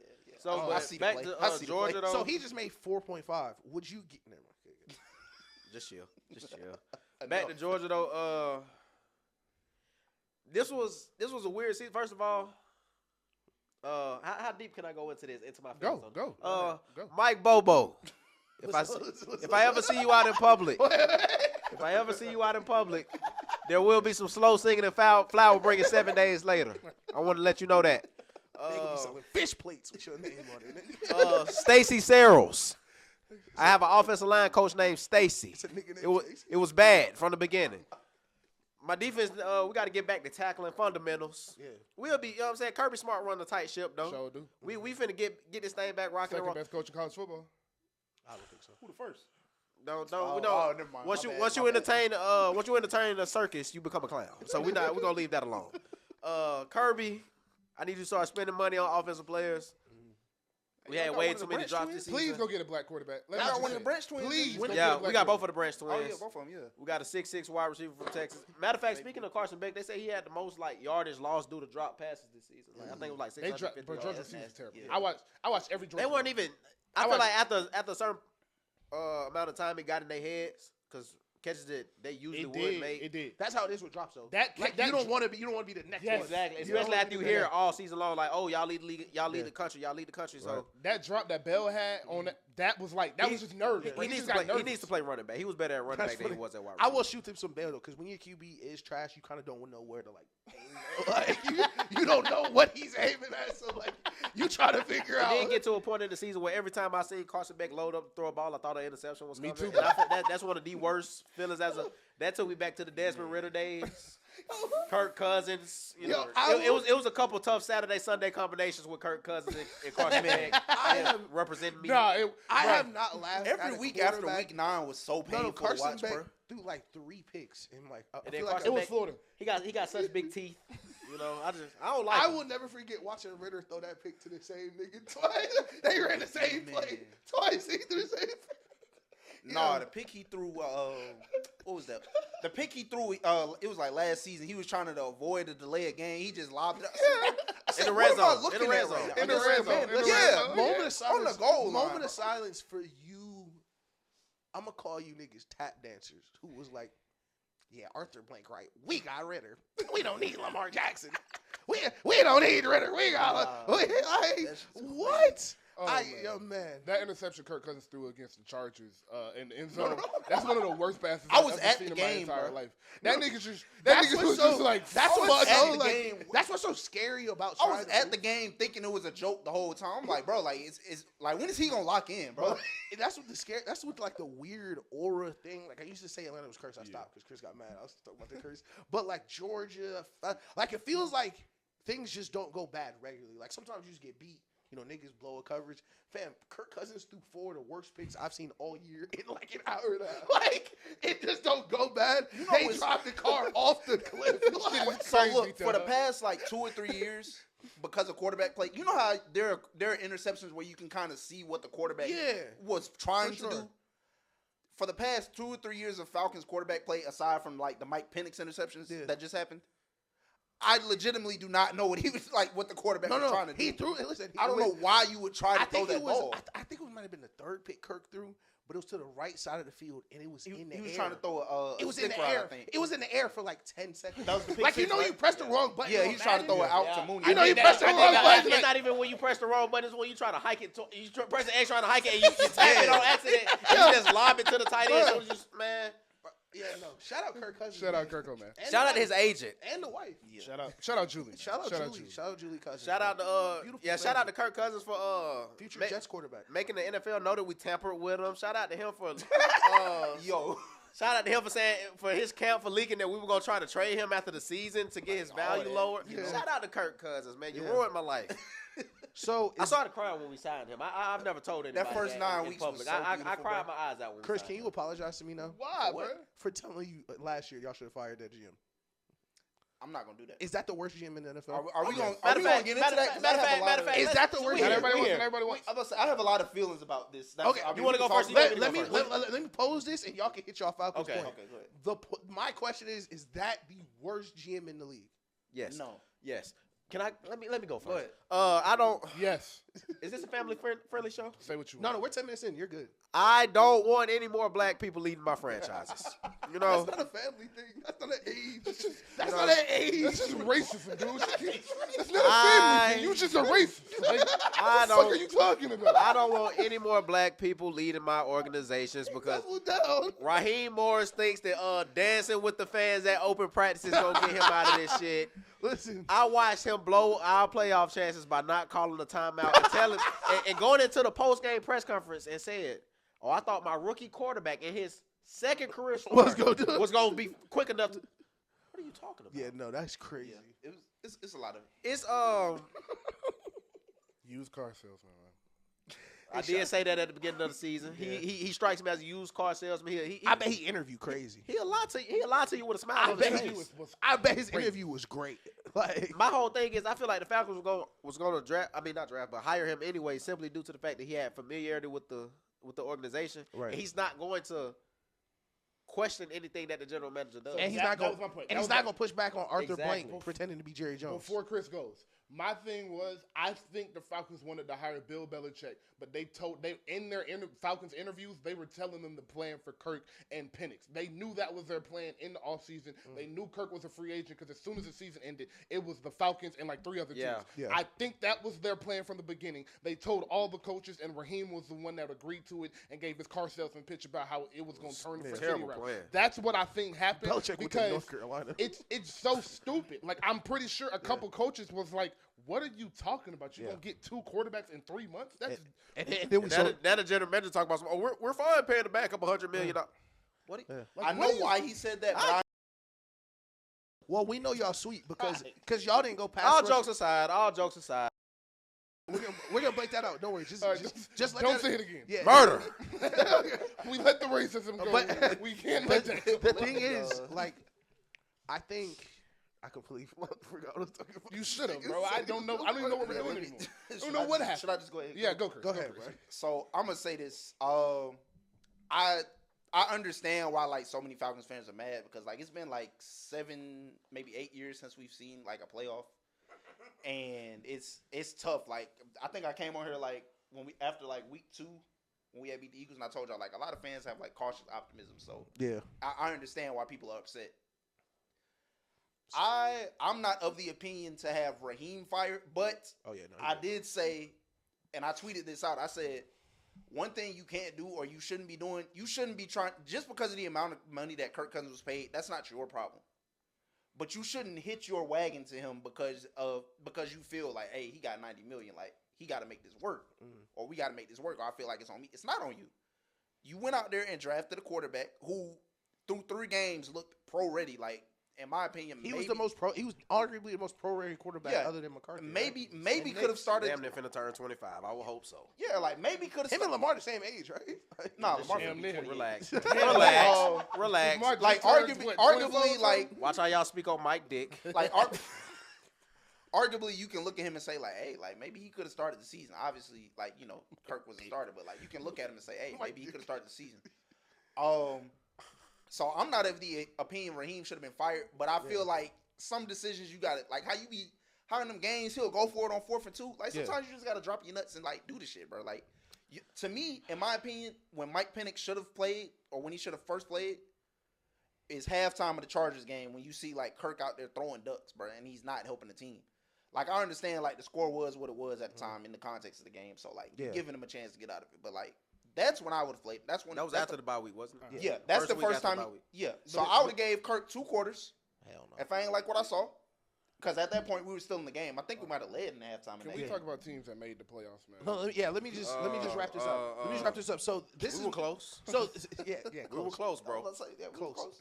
You're not close if you win your last game and still don't get in. By the way, like if you end the season with a win and still can't get the playoffs, you weren't close enough. Shit happens. Listen, Chris, this is my thing with firing Raheem, getting rid of the GM. Is it fair that they picked that they signed Kirk Cousins off an Achilles, who's already a mid quarterback to begin with, and off an Achilles to a max contract, and then drafted another quarterback at the same position who probably has been better than Kirk Cousins since day one of training camp? Like you probably because you've been watching him. Is it your fault? Absolutely not. But you still chose to sign up with this.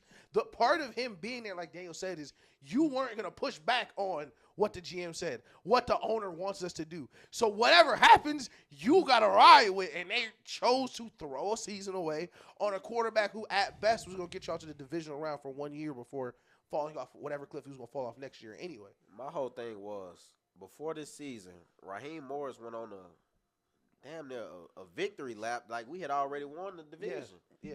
Oh, we not gonna be in a position to draft. Yes, we are in a position to draft a quarterback if we wanted to. And then of course, because everyone in the world knew y'all needed a pass rusher, and y'all didn't take a pass rusher. Of course, the Patriots called. We saw y'all some re-rock. I don't know.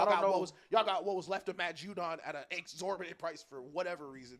So you're behind the 8 ball on the pass rusher, but Judon's not gonna be. Well, great. wait. Let me ask y'all this. And honest question. Don't give me hindsight. When the Falcons traded for Matt Judon and signed Justin Simmons, what did you think was gonna happen? Like legit. I thought. I know what you probably thought. No. I thought that was gonna be probably the best secondary in the league. I knew Matt Judon was ass. Real shit. What did you think? Before the season, me and my dad had a $1,000 bet on if the Falcons would have a top 10 defense. Yeah. After we made those moves, I called him and called the bet off. I thought we was gonna be straight. They should be. You thought without them we would have been. No. I thought without them we were gonna be bottom 10. With them, it could have. Top 10. Yes, it could have. Okay. I thought it was a possibility. Right. But then shit. I agree. That should no, but that's the thing, and that's why he needs to be fired because there's no reason that should not be a top 10 defense in the league at minimum. If you're a defensive coach, that is personnel wise probably the best secondary in the league. I will say here's what I would like to do because he's obviously not going to be fired. Who got best secondary? But Jimmy Lake needs to be fired. Who's that? For sure. I was about to say Who's Denver secondary? PS2. Denver has really good defense. I just mean as multiple. But I know Surtain I just is mean back there. multiple playmakers where it's like okay, Baltimore has Kyle Hanum is one of the best safeties in the league, but Atlanta has Jesse Bates, AJ Terrell used to be really good, and Justin Simmons is supposed to be amazing. And that's my thing. That's why I'm saying. Why I'm saying that it's not the best secondary in the league is because their second and third corner is terrible, and AJ Terrell is a top 25 corner. That's the thing. He used to be like top 10. Whoa. He used to be top top 10. Sometimes you gotta look at his numbers, bro. That's what I'm saying. It's not. His numbers Like, are not I far agree. off. We were like saying the an same all-pro thing that season it was at the all. best secondary in the league at the beginning of the season. I'm talking like with hindsight. That's so fair. that's what I'm saying. Honestly, ever since Jamar did what he never mind. I don't like. And the only reason I don't like asked that Raheem question Morris is as a man. because I saw somebody say earlier today. They said if you saw those moves being made, and you felt like that was gonna make the Falcons a contender, then you probably shouldn't be calling for Terry's head. That's where I am kind of. And truthfully, this is the first year that I've honestly judged. Is Terry the GM? Yes. This is truthfully the first year I've honestly judged him on the scale because of he came in here when we were in Cap Hill. You're picking people that Arthur Smith is asking you to pick so he can build us like the Tennessee Titans. Oh fuck! Oh fuck! I can't give him. It's playoff time. Stop. Okay, all right.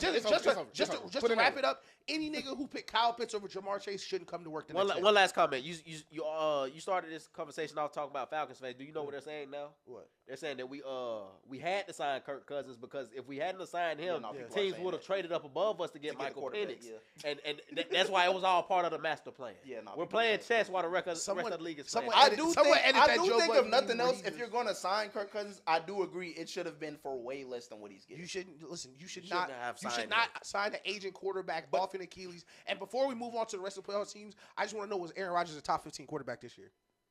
We can look up the numbers. No. I'm just asking We you. can put up Do the numbers. you think Aaron Rodgers was a top 15 quarterback? Yes. I know he has more passing touchdowns than Josh Allen, and he finna get the MVP. Josh Allen is like 10th in passing touchdowns. No, So Aaron Rodgers must be top 10 then. That was a fuck Josh Allen. I don't care about Yeah. Aaron Rodgers. I don't give a damn about that nigga. Listen. Hold on. Listen, niggas told. Look, Tom I don't Brady. know if it's 14. Hey, Tom Brady I don't did know it. if it's 14 better quarterbacks than Aaron Rodgers. And Garrett, what are you? No, you didn't watch enough. Hold on, hold on. You did not watch 14. I'm going to name them.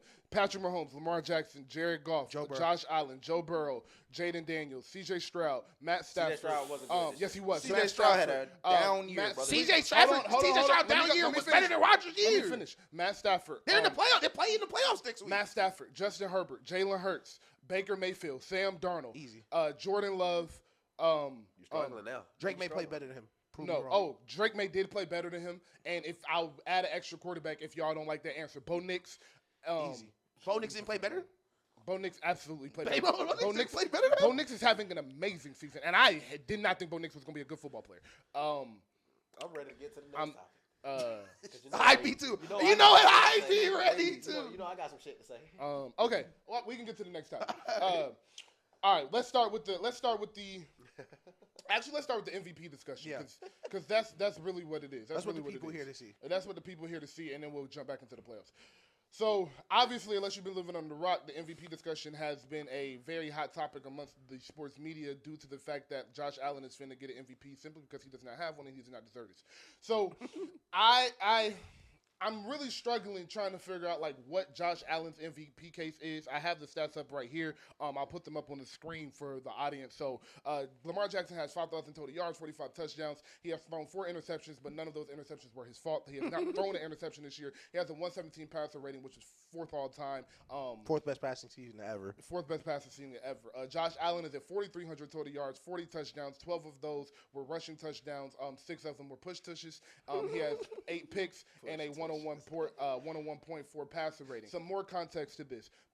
Lamar Jackson is the first player in NFL history with 4,000 passing yards and 800 rushing yards, but he actually had 900 rushing yards. Lamar Jackson is the first person in the NFL. Are you biased?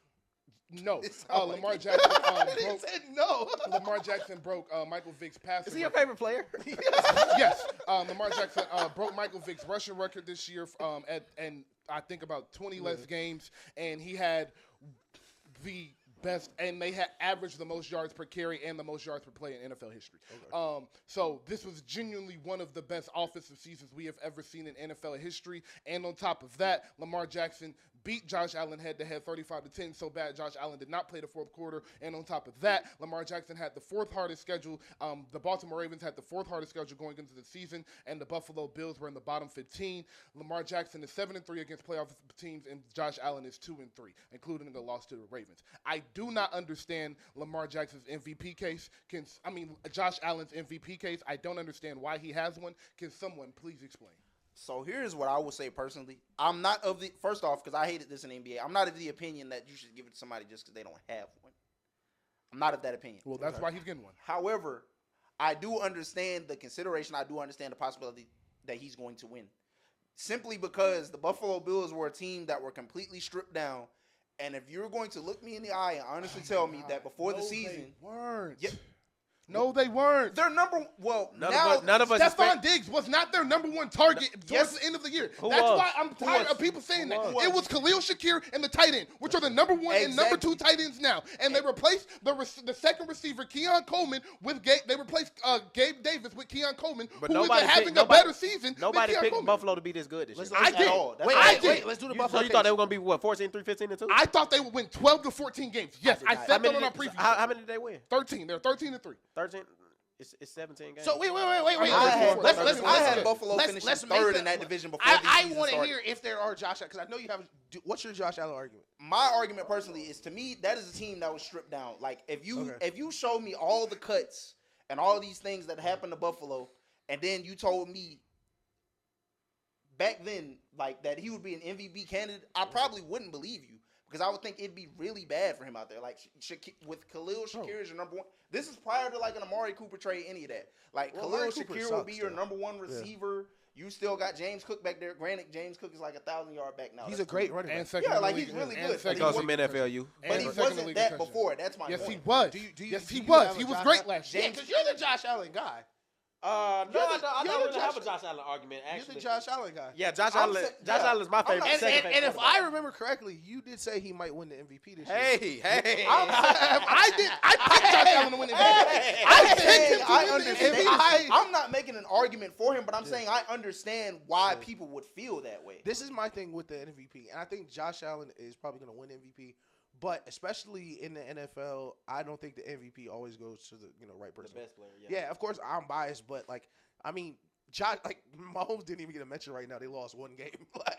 They lost one game, But he's and- also not playing up to He has like 28 touchdowns and 12. Yeah, he's not yeah, playing to his but standards, though. okay, but you just said how Josh's team was stripped down. His number one, was wide receiver 1 and wide receiver 2 are injured, and Travis Kelce's trash. His number 1 running back is injured. They Okay, got elite defense, don't they? they They for do, sure- but they who's his for number sure- one? Who's Mahomes' number Rasheed Rice Rasheed Rice. injured. The Chiefs have scored uh, 30 points 2 times. What's the other wide receiver? He just came back. Rasheed Rice was hurt, and Hollywood Brown. Holly Brown hurt. They were hurt almost. They lost one game. Usually, I didn't think really highly of Hollywood before the season started. Well, to be look, honest. usually having one loss the whole year, beating all your competition start to finish except for the Bills, that would get you in the MVP conversation. But it's just not, because that's Patrick Mahomes. I don't think Josh Allen should be an MVP conversation, but I also didn't think Josh Allen is a top 3 quarterback, and I still don't think Josh Allen is a top 3 quarterback. The difference Okay, is, see that's crazy. yeah, okay, all right, That's so all right, Finish what you oh, said. okay, yeah, Hold on. ahead. Before you Just finish, ask, just before ask. you finish. just ask. So you think Patrick Mahomes deserves to be in the conversation, but Josh Allen doesn't? No, well, first of all, this year or any other year, I think every MVP conversation should start with the best player in the league. I think Mahomes should start in every MVP conversation. Now, So when Aaron Donald was in the league, should every MVP conversation have started with him? absolutely. I don't think that's true. But the difference is he wasn't as impactful as the other players. I feel That's like apples if to you're doing, oranges. I feel like if you're doing that, But you're that's giving, apples to you're giving oranges, though. preconceived notions to the season. Then No, that's apples to oranges though. But that's how the season starts. There's a MVP preseason favorite. That's why Josh Allen is here. Is because in the preseason, niggas said he was going to be the MVP. They didn't. numbers. Look at those numbers. Those numbers is crazy. as He shit. doesn't lead the Those league are in good one numbers. category. He doesn't lead the league in But any category. we're not saying he was the best player in the league. We're saying he was the most valuable. Yeah, I don't you disagree can make with an you. argument. I'm not saying that I don't think he should have won. True. I don't think he should If you win. ask me, in my heart of hearts, how many players I think are more valuable than Josh Allen right Please. now? It's at least 3. Stop it. It's at least 3. And I think, and just from this past season, Sam Darnold has an argument for being more important than Josh Allen. This is the thing. This is the thing, bro. Stop I don't like the most valuable argument because if you take Patrick Mahomes off the Chiefs, if you take Lamar off the Ravens, Literally. if you take the Bills off, if you take Josh Allen off the Bills, if you take Joe Burrow off the Bengals, they're all bad teams. So the most valuable argument is just a semantic argument, which is why you don't. Which is why you don't have it on a year-to-year basis. This is the first year in a very long time niggas have started mentioning Pro Bowlers, Derrick Henry having a good season, but Tom Brady had Randy fucking Moss, Patrick Mahomes had Tyreek Hill, Andy Reid, and Travis Hunter. I mean, Travis, the best college football player. Fuck, I'm tripping. Travis Kelce. And like people have won with all pros and next to them consistently. People have won with 10 and 12 Pro Bowlers on their team consistently. The only reason this is an argument this year is because we want to give it to Josh because the people argument is be like, yeah, he should get it because we thought they would be bad. Like, what type of shit is like that's crazy. I feel like that's the definition of value, though. That's not valid. That's not. But that's no. If we thought they that were is- gonna be bad before the season, and their quarterback is the main reason that they're not bad. That is the. But definition my of question value. is why if Josh Allen But Lamar didn't have the best numbers last year when they won, but they it were was the like, best team in the league easily. But they were the best team in the league. They had the number 1 seed, and it was genuinely no one. They that were could the give number. award to. They were the number 1 overall seed, the number 2 overall seed. They beat the draws off of in San Francisco, and almost they ruined Brock Purdy's career. He hasn't been the same since then. Like And literally, the numbers they literally ruined Brock Purdy's He career. took Brock Purdy off the MVP discussion. Dak was in it, and he had the numbers to win it, but his team tailed off in the end. And Josh Allen would have won it last year, but he led the league in turnovers. He had 22 turnovers last year. And my thing is that we think we thought they were going to be bad. Last year, I did not think Stephon Diggs was the most important player on the Bills. The year wasn't. before that, I don't think Stephon Diggs was the most important He's player. not. He may not. be No. the most But let me finish. If the reason the Bills were good last year was Josh Allen, and the reason they're good this year is Josh Allen, why is he the MVP when he's still just Josh Allen? Like, this is my point. If he would have improved his season from last year, maybe. he cut down on the turnovers. No. For less yards, less passing touchdowns. He had objectively a worse year than he did last year statistically. I won't call If it he a was worse like, year. I think that's a harsh word. If he was like Westbrook, where it's like, all right, KD left, and we had to kick it up a notch. That's one thing. These are pedestrian numbers. Pedestrian. Those are pedestrian numbers. Fuck no. He threw less passing touchdowns than Mac Jones did his Pro Bowl year. That's cool. He but threw less passing touchdowns than Bo Nix this year. He didn't have less total touchdowns than them though. That's cool. but I don't care that he has 6 tush pushes. I don't care. But you were calling Jalen Hurts elite when he had all those. Josh Allen is I elite. went back and said I was wrong. Josh Allen is elite and Jalen Hurts is elite too, but like No, he's not. Jalen Hurts We're not is gonna not. get into that conversation, but no. wait. I do have a question I need to ask. Why is Josh Allen no doubt better than Jalen Hurts? Why? All right. He's just better at football. We're not- Where? Why? No. He throw the football We're not better. doing Run Why? the football We're not better. doing Okay, so does We're it not count doing throwing to the other team too? We're not doing this. Yeah, eight picks this We're year. not doing this. We're not. And Doing he still has the most since he's in the league. We're not. Yeah, we're not 8 doing this year. We're not talking Okay. about. I have a question. That's I have a with Josh question. Allen. No. I think it's super unfair what we do for Josh Allen compared to other QBs, because when I ask that question, y'all be like, he does all this shit better than him. Caveat sometimes. Like sometimes he'll be a better passer than What are we talking? Nine Jalen out of Hurts. 10. No, he's not a consistent player. If He's not a Josh That- Allen's a that- consistent player? Yes. Josh Allen consistent at what? I know what I'm gonna get from Josh Allen week in and week out. How could you possibly know that when he has so many more games than I have a any question. other I have a quarterback question. I have a dropping the brain out the back of his I have a skull? question. I have a question since we're here. Yeah, I have a question since we're here. Are we going to discount the fact that Jalen Hurts probably has the best supporting cast in the NFL? Absolutely not. So Josh Allen doesn't have that. If I Josh 1000% Allen, agree. if Josh Allen had Kellen Moore playing quarterback, calling plays for him, and had Devontae Smith, AJ Brown, Dallas Goedert, and Saquon Barkley right now, Josh Allen might have 6,000 yards. First of all, Stop. I You did look at Josh Allen like, First of all, I didn't disagree that Jalen Hurts has more weapons. My thing is, I don't think putting Josh Allen on that Eagles team They might would be make them a undefeated. 6,000 yard They team. might be undefeated. They might be They undefeated. might be They undefeated might right be now. undefeated. Oh yeah, putting him on a team that loses games with putting a quarterback okay. that wants to run. Jalen Hurts. Jalen Hurts. Yeah, okay. No, Jalen Hurts hesitates to run, bro. He just got okay. First of all, this is my problem with Josh Allen. We always take his joke at I his just think he's a best. better He'd runner. be 6,000 yards. We've seen Josh Allen lose. So you're taking the one superstar quarterback who loses to teams he shouldn't every single year because of him, and putting him on a team that loses to teams they shouldn't lose already. So I'm supposed to trust the Nick Sirianni, Josh Allen combo more than I would the Jalen Hurts, Nick Sirianni combo. So hold on, Yes. two things. What team has Josh Allen lost to? That The he Jets. wasn't supposed to. The lose? Jets. Aaron Rodgers popped his Achilles. He threw 3 picks that same night. Okay, They we're lost. talking about week 1 of the a NFL. week Like, one what are we game? doing, bro? He lost to the Patriots. Name me the quarterback that has lost more games on his own shoulder than Josh Allen. That's not. I don't think that's a fair question because not? I don't think quarterback wins are a full stat. I don't listen. I am. I don't think so either. My thing is how many, like you said, with Carson Beck. Every time I thought he was gonna throw a pass, I thought it was a pick. How many QBs have? I don't get that feeling from Josh Allen. I don't get that. From, What? Josh Allen has won 12 games every year for the past 4 years, bro. Like, what Josh are we Allen's talking elite. about? They didn't win He 12 is games in the last year. he is in the playoffs. Has been in the playoffs every year for the past 5 years. They've been He is- regressing in the playoffs every year. for He's the last elite, 5 though. years. He has been to. They are at Bro. literally going backwards. They went from the conference championship to the division to the wild. They're going He backwards. hasn't lost a wild card game since Yet. he played Deshaun Watson in 2019. Yet. He has lost in the divisional to Kansas City. Yep. He has lost in the divisional to the Bengals. Yep. Those are the only 2 teams that have beat him in the playoffs. That's what I'm saying. Like, you're talking about, like, yes, he has lost a few regular season games to do the interceptions. Most Right. NFL quarterbacks have done that. But he has not lost big games due to him turning the ball over, except for to those 2 teams. See, That's my point. Even in the Chiefs Okay, won look, like okay, that. I will, I receive that because I do think he's played well in big games. My thing is, your quarterback should not be your X factor. Like if Josh Allen, like if we were playing the Eagles, I would be fine with Josh Allen. I'm more nervous versus bad teams with Josh Allen than I am versus good teams. And the reason is he loses to more bad teams than he does good teams. This year, he just happens to get beat by all the good teams because he's not on a great team right now. But in the past, the Bills regularly lost to bottom feeders in the NFL. You said they lost to Kansas City. They lost to the Bengals.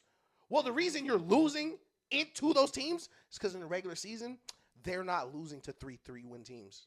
They're not losing to teams that are picking in the top 5 like you are. So when you get to the divisional round, you're still not the first seed. The Bengals- Lamar is the first seed, or Patrick Mahomes is the first seed. That's why you're losing. The Bengals are missing the playoffs. This They year. suck for and the sure. Bengals Yeah. have, So the Bengals have probably also the worst get off to example. bad Yeah. starts, and the Bengals also lose to teams Yeah. they shouldn't have, and the Ravens lose to teams they shouldn't have. Every team you're naming, every quarterback you're naming, loses games they shouldn't, has bad games. The only player that does not lose games they shouldn't is Patrick Mahomes, and that's because of his team. That has to do with his defense, his coaching, and them knowing when to get the ball, and him being great in clutch moments, despite how Okay, that he's last performed. part is the thing with me. But he's not Mahomes. He's not Mahomes, and no one is. I'm So not saying no, but taking him that's out the of thing. it. I'm not saying he's not Mahomes. I don't trust him situationally because he showed you can't trust him situationally. Okay, all right, that's cool. Let's get back to the MVP discussion. Right. Is anybody choosing Josh in the MVP discussion? I think Josh is going to win MVP if that is the thing. I don't think he should win MVP. Yes, I do too. I Okay. am saying like Okay. if you had a vote. Listen, though, Matt would you Ryan vote won for him? MVP over Tom Brady, and after that, As he should have. Let's not speak. Yeah, on we it. saw who the real MVP was that year. Let's not Fuck that speak nigga on talking it. about. Let's not speak Fuck is he talking about? Matt Ryan played one of the best Super Bowl games ever, by the way. And who played better? Who fucking played The Patriots defense. Fucking Tom Brady played better than Matt Ryan in the Super Bowl. Don't piss me off. Well, the Patriots defense was better than the Falcons defense. True. The Patriots defense gave up 28 points in 3 quarters. The Falcons gave defense up is very 28 bad. and Okay, 2. so let me ask you, what is The what is- Falcons defense gave up 28 points what's in worse? 2 quarters. What's worse? Give it no. It was really like a quarter and a half. What's worse? Giving up The 28. argument's over. Okay, but from a defensive point of view, fam, they've had 3 points for 3.5 quarters. Like, and is that on my defense or is that on the offense? My fault, Chris. We don't gotta get into this. We don't gotta get into not this. today, not today. We don't gotta get into this. My fault. So yeah, my final Lamar Jackson argument is, his numbers are better. Yeah. He has broken records. Yeah. He won the head-to-head matchup. He has won the tougher games. Yeah. If your argument is he has Derrick Henry, that's a stupid argument. Facts. If your argument is Josh Allen is just more valuable to his team, that's a stupid argument because if Lamar Jackson gets off the Ravens, they're a 3-win team. If Josh gets taken off the Bills, they're a 3-win team. Facts. Every year, we look at the MVP as, all right, has a running back or a receiver done something historic? If not, all right, what quarterback has had the best season and is he on one of the best teams? That's who we give MVP to. Now we just want to change up the argument and start talking about Pro Bowlers and 30-year-old running backs and act like he can't get the MVP because of that, and I think that's crazy. And I picked Josh Allen to win MVP to come into the season, and I don't really care that if Lamar don't get it because Lamar's going to end with 4 or 5 MVPs the way he played in the regular season anyway. I wouldn't say that. No. Question. Lamar Jackson, 28 years old, and every 4 or 5. He's on pace for me. he has 2, and he should win it this year. And what's going to happen is he's going to have a better season. He's going to have an equivalent season next year, and everybody's going to be like, well, he should have won it last year anyway. He's going to get number 3 next year. Let me ask this. How do y'all feel about a best QB award or like a Tom Brady award, and then that's separate from the MVP? I just think if 2 quarterbacks are up for the way I think it should go, or the way I think if perfect world, the way I think it would go, if they were to give Josh Allen the MVP, I would just give Lamar Jackson Offensive Player of the Year. I wouldn't give it to Saquon since Saquon didn't get the rushing record. I feel like that's so weird though. Me too. Because how am I offensive player of the year, but you're the MVP? Yeah. Because different words. One is the best offensive player, and one is the most valuable. If they think that, because wasn't there an MVP or offensive player of the year who wasn't on like first team All-Pro one time or something like that? I'm not sure. I think Tom Brady won the MVP and wasn't first team All-Pro. So they were saying there was a better quarterback than him that year, but Tom Brady that's was probably going to happen this year. But yeah, that's for me. And I had that would be the best quarterback award right there, being first team All-Pro. That kind of is the best quarterback award. See, but that I don't really like the All-Pro because I feel like All-Pro is just how did you play individually. Like if we had a best QB award this year, I would not give it to Joe Burrow, even though I was going to say Joe Burrow might. I think Joe Burrow would have an argument for best QB just performance wise, but I think there should be a top QB like an award for real outside of the All-Pro. I have another question. Right. So do y'all think that winning plays a part into the whole All-Pro discussion for quarterbacks? Not really. I think it plays Not for everybody. but it's just usually the best. The quarterbacks that are going to make our pro usually are winning. No, my question is, how would people react if I was about to ask if Josh Allen won MVP and didn't make All-Pro? He's not going to. That's my thing. That's why this MVP. When we look back on this in 10 years, in the league, bro. When we look back on this in 10 years, we're gonna be like, how in the fuck did he win MVP this season? Because he's not gonna be first team All-Pro. He's not gonna be second team All-Pro, and he's not going to be the offensive player of the year. And when you go back and look at his numbers and see everywhere he should be if he won MVP and he's not, people are going to be like, why? And then you go back and look at the numbers of Lamar and Joe Burrow that year. I'm like, how in the hell did he win this award? It's that simple. He should not be the second team All Pro. Lamar is going to be first team All Pro. He shouldn't be second team All Pro. You want to know why? Over Joe Burrow. You want to know why? It's because Josh Allen's the only quarterback who can have the worst superstar quarterback game this season and still get MVP. He's the only superstar quarterback who can routinely get embarrassed. But when we compare him to other quarterbacks, like a nigga who Jalen Hurts, who's just fighting for the 1 seed, it's like, oh yeah, he's way more talented. Peak way more talented. But he was 9 for 30 in a game that mattered. One of the worst games ever. He couldn't get to the fourth quarter versus. Hurts had some stinkers too. Jalen Hurts don't have a 9 for 30. Nobody got a 9 for 30. Yeah, nobody has not a nigga. Desmond Ritter. That's the thing. That's why I have a problem with the way Josh Allen's coverage, because no other quarterback can get their teeth kicked in. And next week it's like, man, look at Josh go, man. 2 rushing touchdowns today.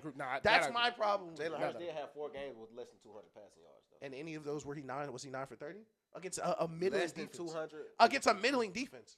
He had 108 passing yards against the Carolina Panthers. That's crazy. That's disgusting. Was he 9 for 30? That's disgusting. No, 108 is nasty. 108 is nasty. That's damn near worse than 9 for 30. That's crazy. You might as well have lost the damn game. I don't know if it's worse when you play with Saquon. But you also play with Devontae Smith and AJ Brown. I mean, Saquon was almost the MVP. Like, there's some games you really don't get that rock. But Saquon will probably be in the discussion if Jalen Hurts wasn't a tush push merchant. 1,000%. That's true.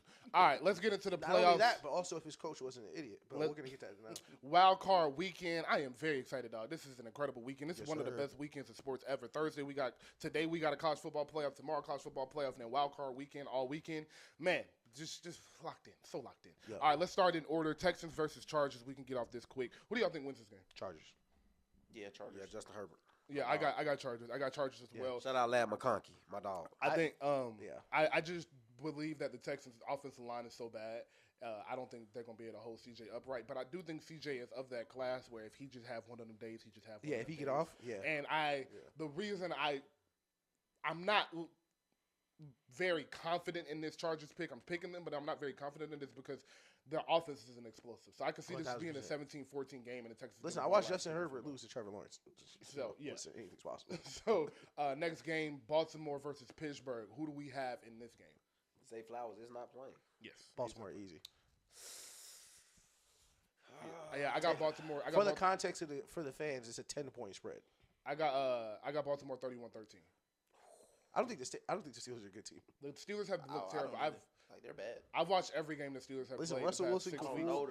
Russell Wilson can just fool have y'all. some magic shit they do against the Ravens. I was about to say, but their record against Lamar is pretty good. So here's the thing about the record against Lamar. One of those games he had like 12 drops. The game earlier this year, he had 3 missed field goals and dropped. Who's to say that won't happen again? That's fair, but I don't. I say it's fluky shit that happens in those games. But this is the thing: is that the game? I am very.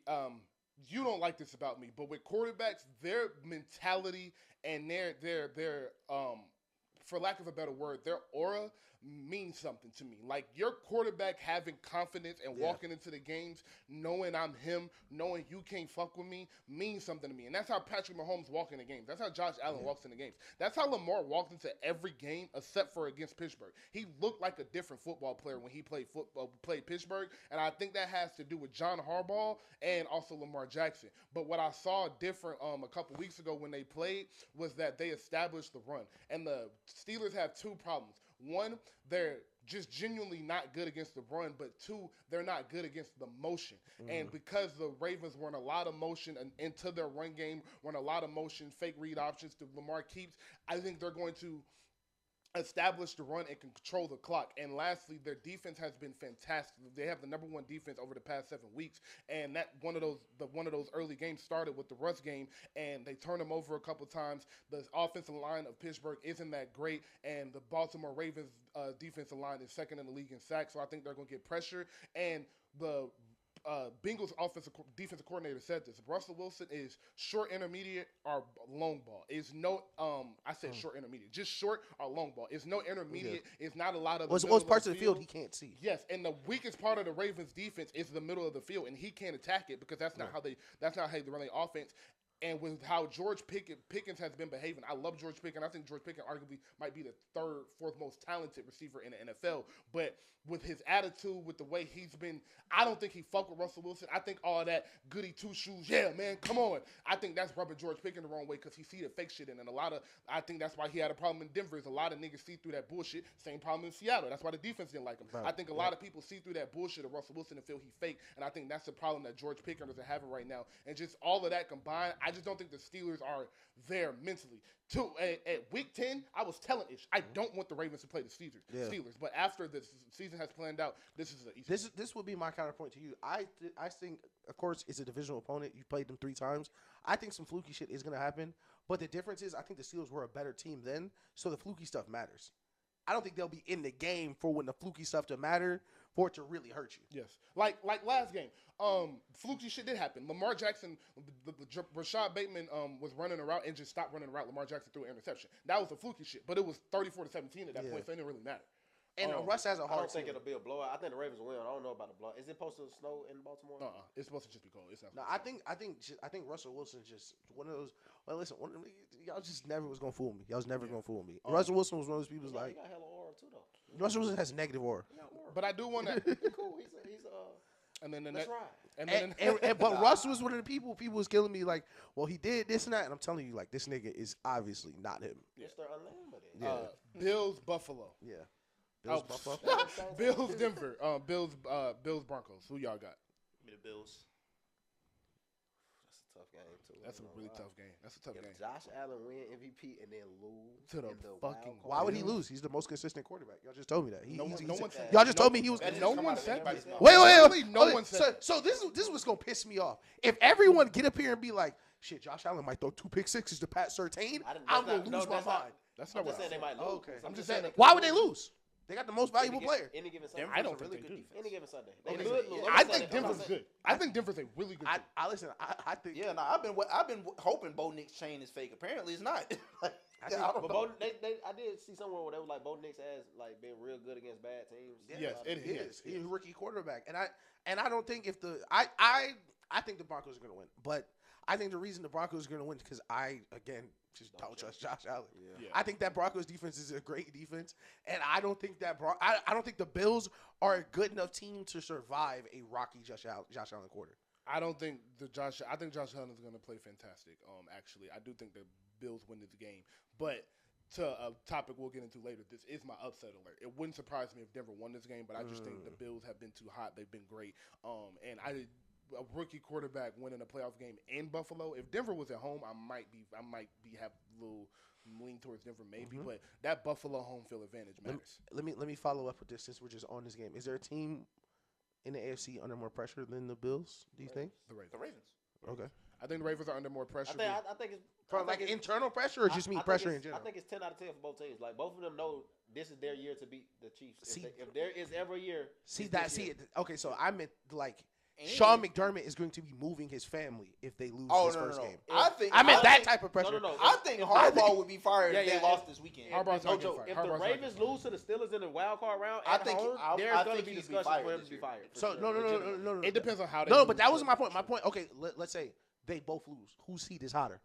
Harbaugh. McDermott. What? Then McDermott. McDermott. Sean McDermott. But you got to look at the optics of it. Losing to a inferior divisional opponent, your most hated rival. Yes, that's gonna make your seat versus a rookie quarterback. Yes. Nah, this is at home versus a washed quarterback. This is why I say. I think, like I said, I think it's 10 out of 10 for both teams. They both have. I don't think John. I think first of all, John Harbaugh won a Super Bowl, so I don't think him and Sean McDermott are. And the Ravens are not the Bills. The same like. There's a reason John Harbaugh is still here because it did get rocky with the Flacco years for a second. But Sean McDermott has been on the hot seat for 4 straight years now. That's what I'm saying. They've been talking about firing John. That Super Bowl was 12 years ago.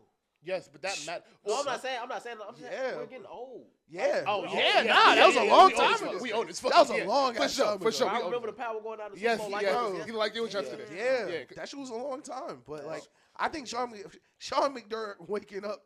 It's going to be a long prayer that morning. For sure. It's going to be a long prayer that morning. To somebody. Yeah. But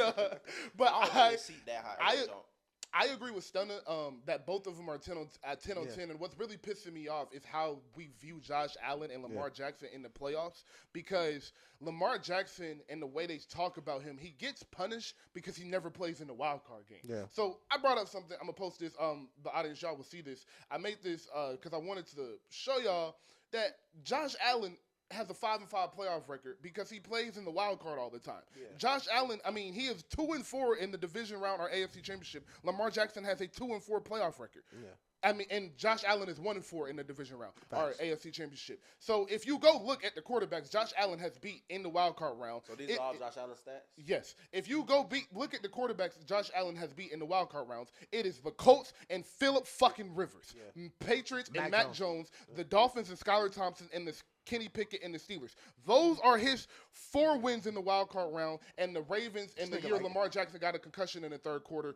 That was the game he won. That was a divisional game he won. So those are his 5 playoff wins. His 5 playoff losses are to the best quarterbacks he's played. Houston, Deshaun Watson when he was still good. Kansas City twice. The Bengals once. Those are his Kansas City 3 times. We need to amend that graphic. 26 touchdowns and 4 interceptions is crazy. We need to amend that graphic though, because one time he got the brakes beat off of him by Kansas City. He didn't just lose. He got yes, one of the times he got destroyed. Well, let's make sure one of the times he was 13 we got to add in that.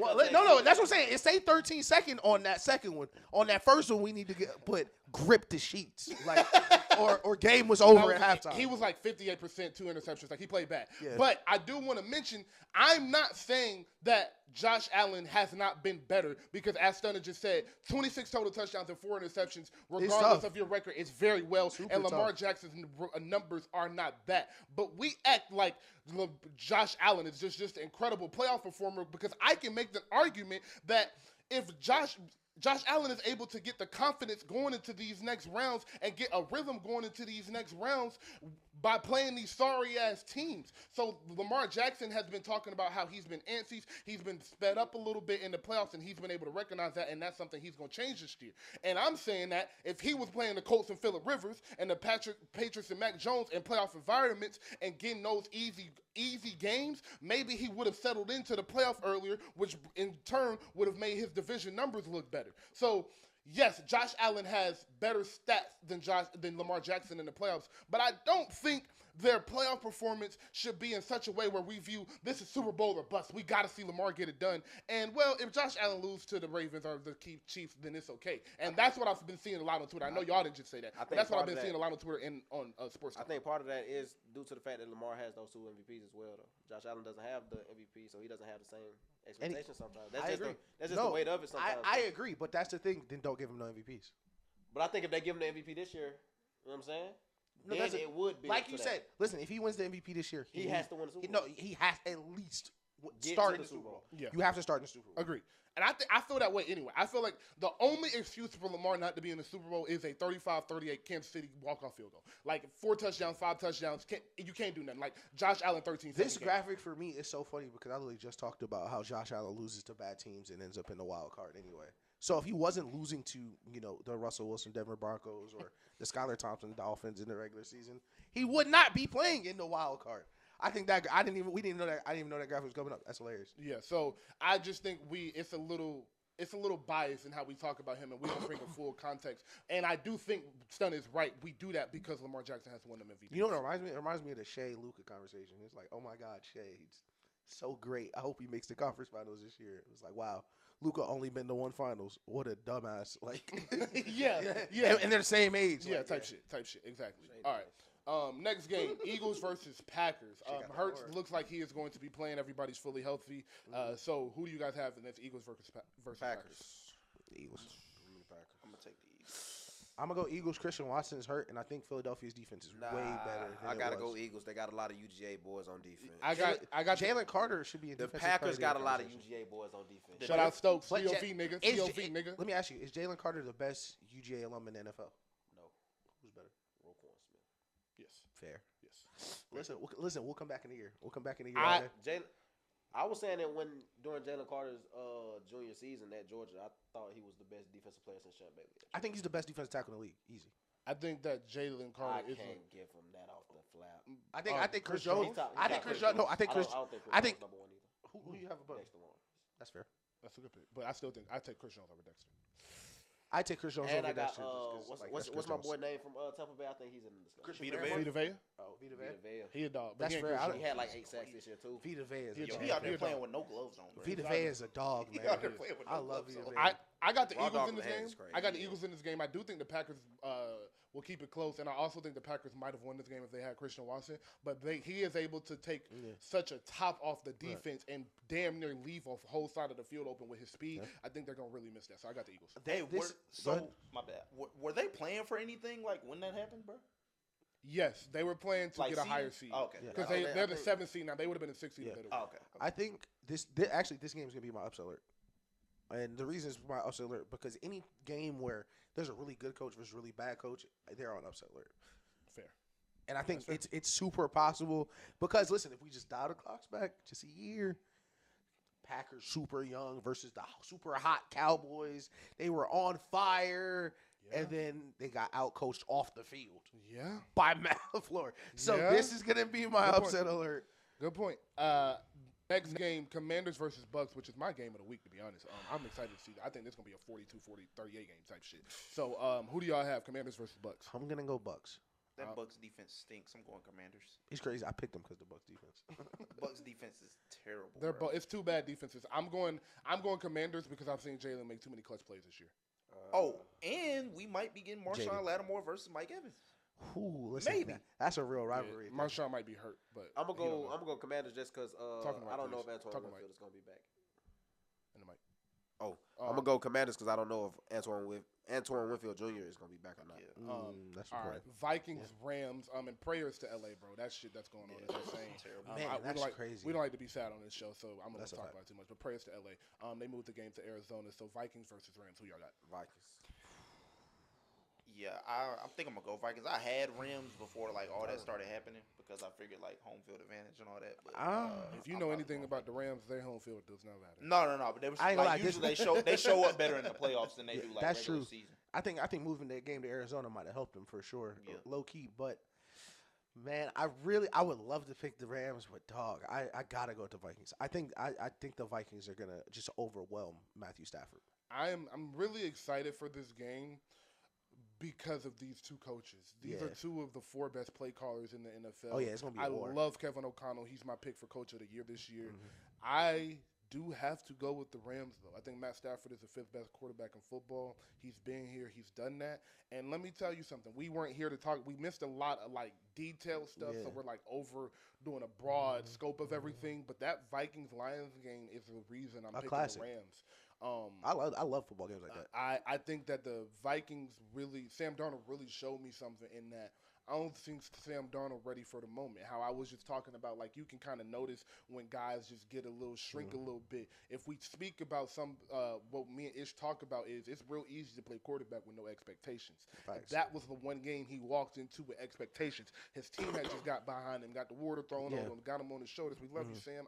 Take us there. And now you get into a game to win a division, get a first-round bye, and you play your worst game of the season. Yeah. I do think that has to do with the pressure and actually needing a win instead of just going into these games with no expectations. And that is the reason I'm choosing the Rams, is because I don't think Sam will play well. I like that.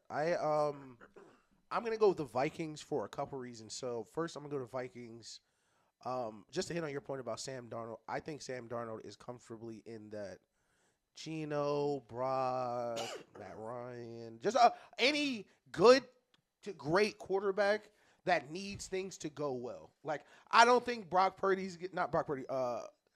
Darnold's going to be the guy that's like, all right, the game plan isn't working, but we're still going to move the ball down the field. I think things need to be open, or he can get routed. And I think he did get routed in that Lions game, which that's the most important Detroit sporting event in 20 years.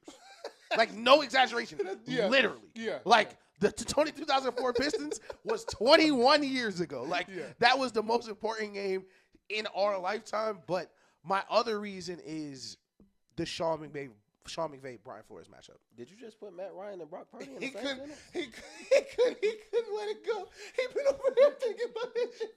So, And Geno Smith? Geno Smith, bro. so I think the thing is, Whatever. I think okay, Brian Flores, my fault. I'm gonna hit that in a second. But 2018 Super Bowl, one of the best defensive performances ever, orchestrated by Brian Flores, Bill Belichick versus Sean McVay. I think Brian Flores is equipped to just stop what the Rams have to do because he's been the one that's been so good at it. And I don't think the Rams defense is good enough to compete with the Vikings. And yes, I put Matt Ryan in the game manager section because he's a game manager.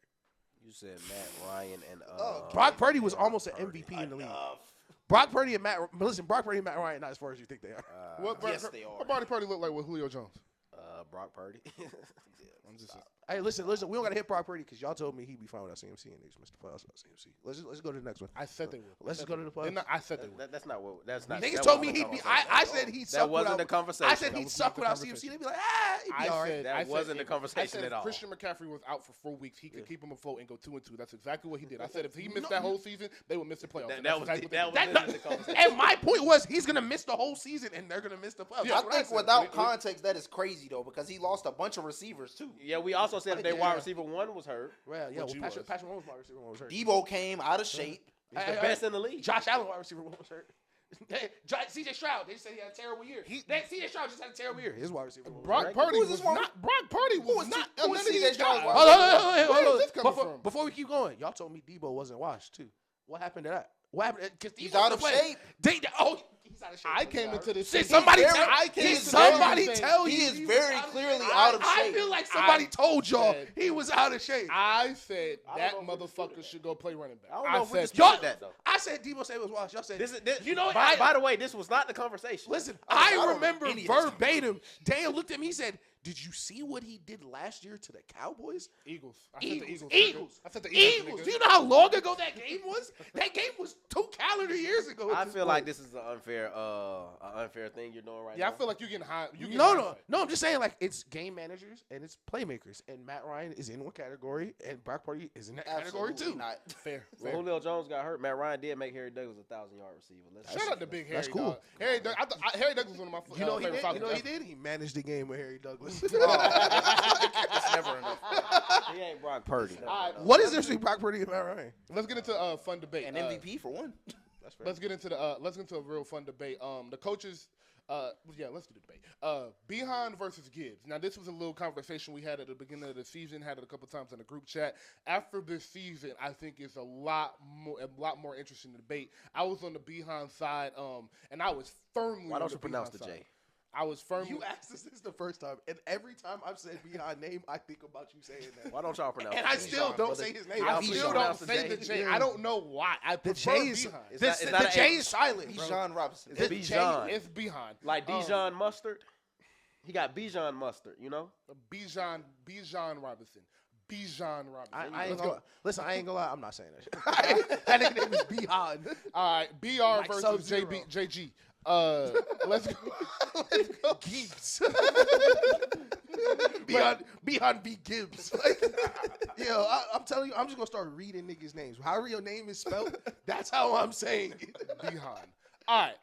Who y'all got? Bijan or Jameer Gibbs? Who do y'all think is a better running back? Both second-year running backs had amazing seasons. You can go first, Chris.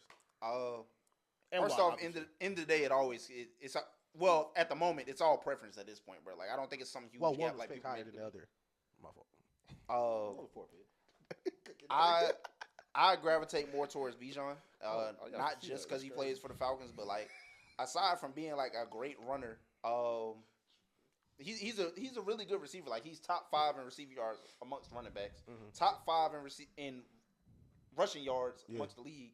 First Falcons player since I think Julio to have 1,700 scrimmage yards. Like Bijan is amazing, bro. Was Devontae Freeman not in there? I feel like Devontae Freeman was pretty close. Well, with him. actually, it might have been. No, Devontae Freeman almost led the league in yards with Shane. No, He fuck broke Devontae some record Devontae Yeah. Freeman had this Yeah. year. I forgot what it was, but I know. Shout like, out to 17 Devontae Freeman. I know the 1,700 is like the first since. Nigga won me a Super Bowl. Yeah, no. Nigga always good. Nigga always good in my city. Hey, he not good at mine. I'm gonna make sure that nigga pay everywhere he Show is. the tattoo, show the tattoo, It's man. just Show funny. him what he ain't good at. Show him what he ain't good at, Chris. Show him, Chris.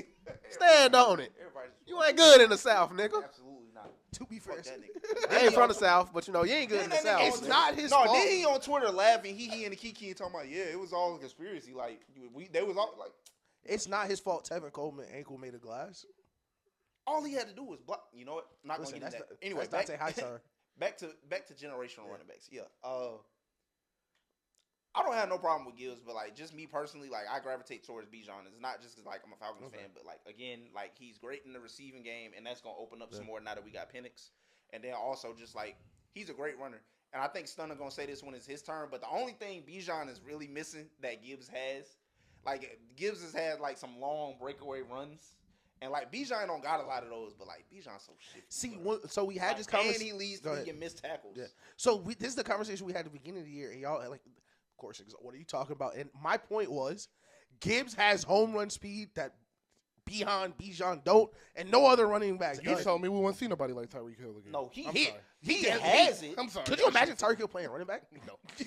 Bijan has it. He just hasn't. We run a lot of like outside. Listen, let me say this. He doesn't have that. Beyond full speed is that speed and what Gibbs is doing full speed are not the same. And I think the reason I prefer Gibbs, just to answer the question, is that home run speed you talk about, because like having a running back who can break away and get a bunch of yards is amazing.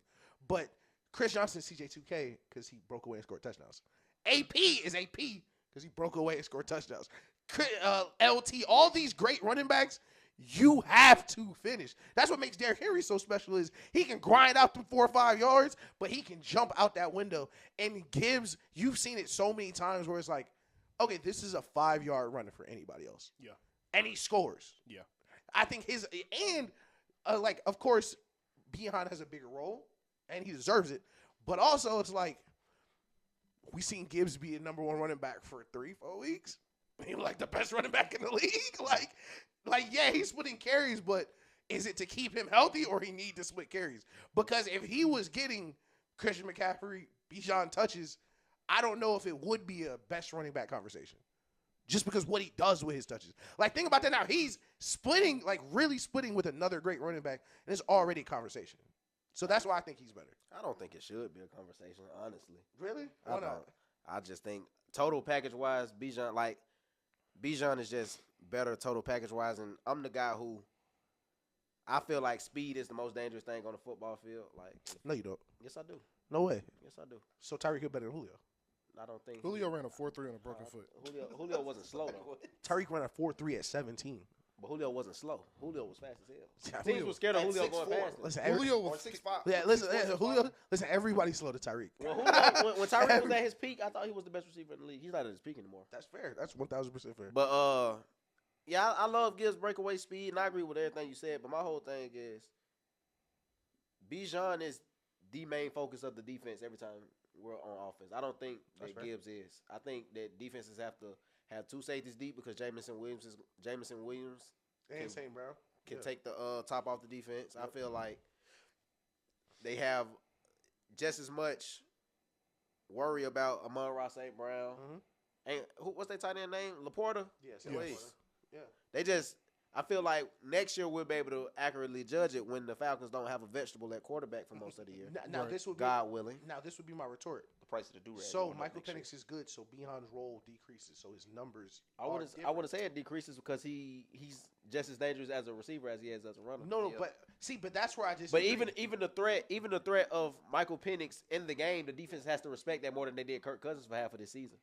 But that's where I disagree, because if you have an elite passer, there are going to be games where, because there are games Gibbs is not getting as many touches as he would, as if he was on a team that needed him. Right. So that's why I think it plays both ways. Like, yeah, Bijan, his team is needed more, so he does do more. But if Gibbs was getting 28 touches because his quarterback had just blew his Achilles, I don't know what that ceiling just looks like. But put him getting those 28 carries a game, without a receiver who the defense is scared of. Yeah, no, that's what I'm saying. Like having to, like, it'll be a taller task, but the reward may be even greater because, like, he just breaks the rules of just regular tackling. Yeah. Like, Antoine Willfield's one of the best safeties in the league. Antoine Willfield plays it perfectly, shoots the gap, gets to where his landmark is supposed to be, and the play is over because you hit your landmark and you're not fast enough to get to the edge to Jameer Gibbs. But I can also at the same time, Bijan had the most missed tackles in the NFL. And I can my question would be is me outrunning you and not getting touched a missed tackle, or do you have to get a hand on me for a missed tackle? If you get a hand, Yeah, if you try to get a hand on me and you miss, that's a miss. No. I'm saying I'm not. I I'm see what saying you're saying. you're not getting because Gibbs for me. Of course, we don't have this stat here, but Gibbs has the most untouched plays I've seen this year.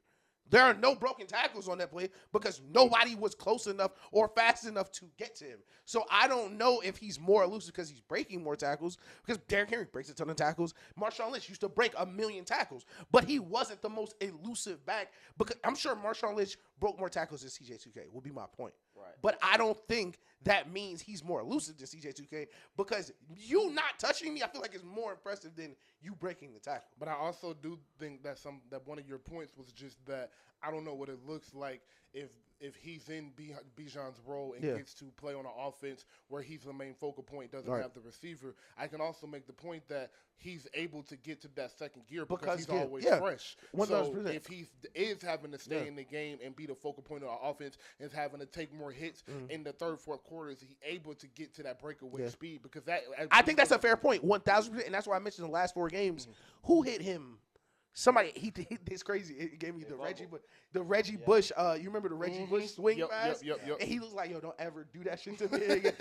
Jahmyr Gibbs early in the game gets fried. Yeah, he got robbed on that right side. I think Van Ginkel hit him super hard.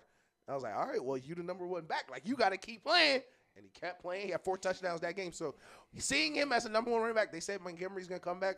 I think gives us a better 1-to-1 comparison than just their regular situations. Right. Yeah. And I think that's why I just wanted to bring that up. Yeah, I do think it's close. I think they're both great. I think I would still slide with Bijan because I like his toughness and I like his contact balance a lot. I do think that Gibbs breakaway speed. I tweeted the other day, Gibbs might have the best second gear in the NFL right now. Like he is like once he gets to that, and Chris was talking about, I don't know if he's that much faster. It might be like if they both got on a 50-yard touchdown, they would both get to 22 miles per hour. But Gibbs would get to 22 miles per hour so much faster than Bijan would. His acceleration is ridiculous. That's what I'm saying. That's like, 0 to 100. My biggest problem with Bijan this year is that his longest run was only 38 yards. Like he doesn't have any of the 60, 70-yard touchdowns. And remember when we had this conversation the first time, that was my problem because I had Beyond in fantasy. Beyond get to the safety, I'm like, oh yeah, we're here. Like, for a running back that has breakaway speed, I feel like if you get to a safety, you should break pretty far if you can get him to miss. But I feel like he does not have that breakaway, make that last guy to go score. And I feel like that matters a lot, especially when you talk about the value of a running back, because that is one of the hidden parts of that makes a running back so valuable. Because every time you call a running play, you don't expect to score, but you expect eventually one of these are going to break away. I think for a back of Bijan level, not enough of those turned into breakaways. The difference between Bijan Robinson and Saquon Barkley is that, by the way. 1,000 and 100. And that's why I love That is Saquon. the only difference. Great point. And that's why I love Great Saquon. point. And that's why Saquon's so good. Great point. That Saquon point is amazing. All right. And end of the season awards. Before we get out of here, we'll go around the room. MVP. Of course, I will start. Y'all know who I got. Mr. 8 Lamar Jackson as MVP. I think Josh Allen is going to win. Lamar This isn't who's going to win. This is who you will. Oh, Lamar. Okay. Oh yeah, Lamar would be my MVP. Josh Allen. He's not getting invited back. Offensive Player of the Year for that, I have Saquon Barkley. Jamar Chase. I was gonna say Jamar Chase. I love it. I love it. I was Yes, gonna say Jamar Chase. He's Triple Crown, right? Yes, I love it. I have no issue. Now, if Saquon would have broke the record, I would go with him. But Man, no, what? No, I'm going Jamar. Jalen Hurts was I'm a going man Jamar. that played football on his 2 feet. Yeah, maybe. yeah. So I he changed my pick. Pushed it in the ass. I changed my pitch. Offensive Player of the Year, I'm going Jamar. Jamar, 1,715 touchdowns, 17 touchdowns is crazy. Yeah, no, I'm probably, going Jamar. yeah, I think I'll go Jamar. Like every game I've seen him play, like he's just like detonated, bro. Like, you don't know how he gets that wide open. He just does, bro. Defensive Player of the Year. I am going to go past Sartain. I think he had an amazing season. I don't think corners get this award a lot, and because Trey Hendrickson had an amazing year, led the league in sacks, but I think people were really able to see the dominance of Pat Surtain because that defense was so great this year. I'm going to say Jalen Carter. I think the Eagles had one of the worst defenses in the league, changed systems, and they needed him to be one of the most dominant players in the league for this defense to work, and he has to play this good for them to play the way they do on the back end, and I think he's did his part, and he's dominated several games. I think I will go Jalen Carter. Great pick. You ain't got to answer. I got to answer. I'm thinking on one. I ain't gonna lie. Christian Gonzalez. TJ Watt. Great pick. I think You never go wrong with him. I'm gonna listen. I'm not a big TJ Watt guy. Listen. I don't know how that nigga is. Because he played for Pittsburgh. I get it. I think that TJ Watt might be I think that he's better than his brother. You crazy. I think that he's better than You can't say that shit. You're You can't say that smoking. shit. I think that he's That 4-year JJ Watt stretch was insane. Peak bro. JJ Watt. That 4-year JJ Watt when he was getting 20, he got 20 sacks 4 straight years or something like that. That shit was crazy. We ain't seen nothing like TJ that. Watt strikes fear into offenses that not many people do. JJ Watt did too, Listen, my brother. I remember going into a playoff game as a Patriots fan, and they were like, "Can Tom Brady and the Patriots beat JJ Watt and the Texans?" And they were serious. It's like It's they the were dead same serious. thing this weekend. No, it's not. Nah, It's the same thing this weekend. People don't. I don't want to hate on the Steelers. I don't want to hate on the I've Steelers, personally but I don't watched think TJ Watt niggas wreck think. a few games, bro. I don't think. Huh? Nick, I don't So think. I've watched TJ Watt like wreck a few games. Week has- 1, literally. Are we talking about the Falcons? Yeah. He did it to the Ravens. The Ravens game too.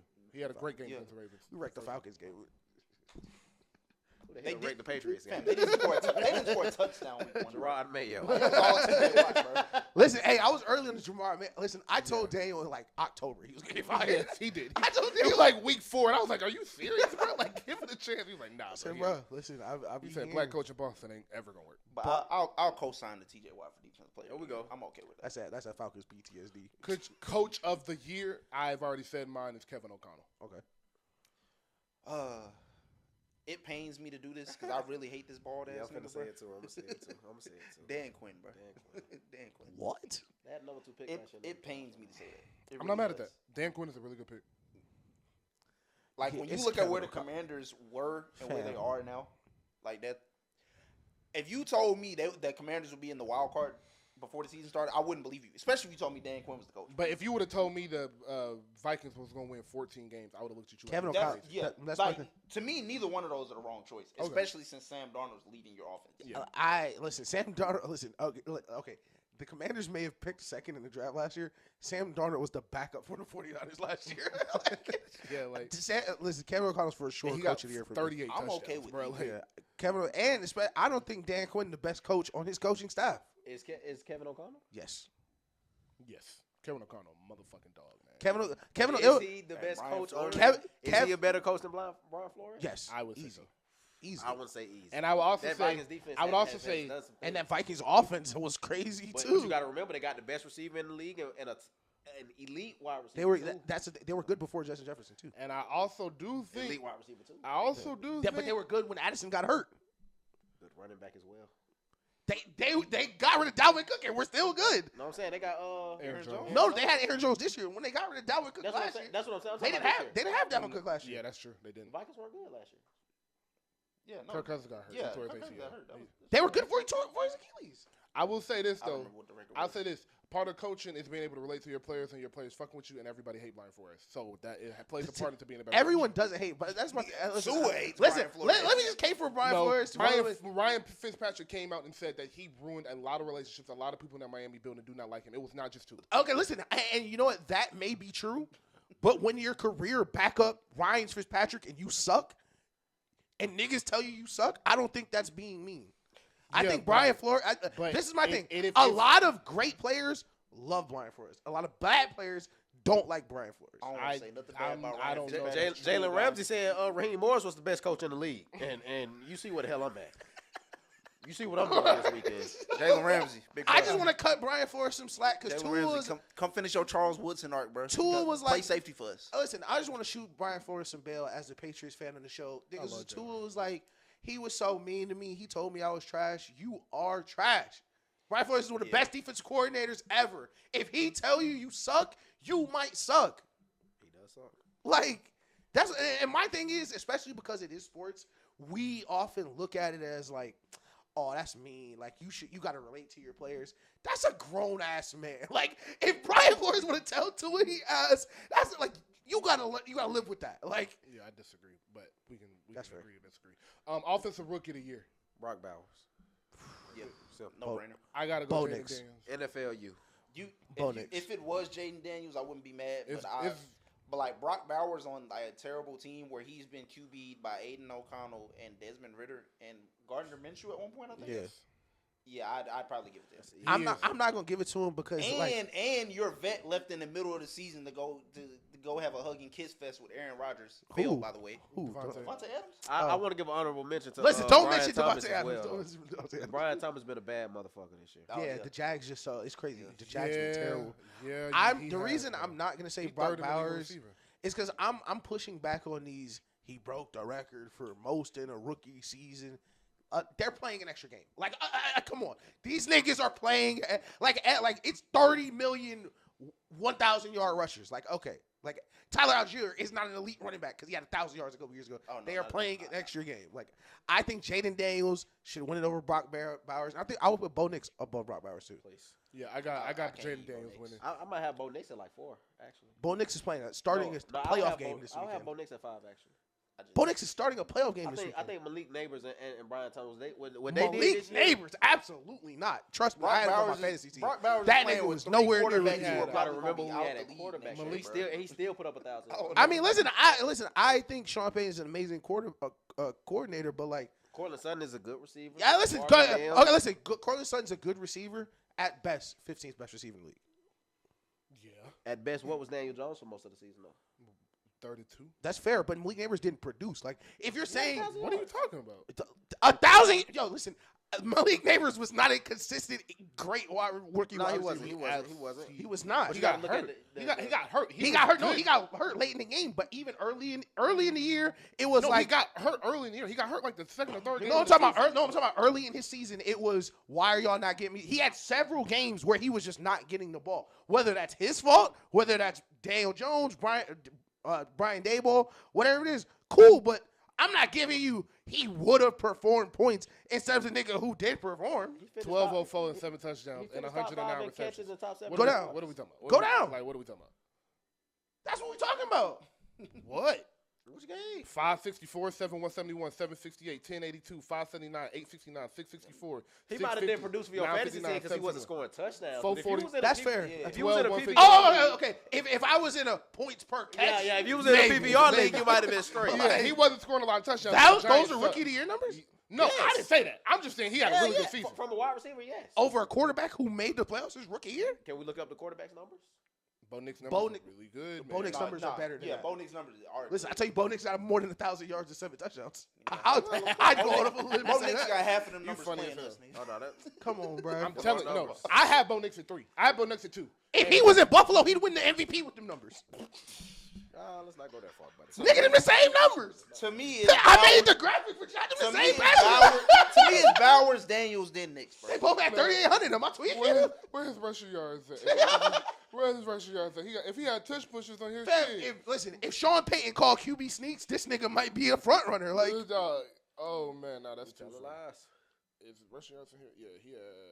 It don't give you the totals. Never mind. nah, he ain't have His a lot. rushing Just yards scroll down, is- scroll down, scroll down. Scroll down. there it is. Scroll Keep down, going, keep scroll going. down. Yeah, keep going down, keep going down, keep going down.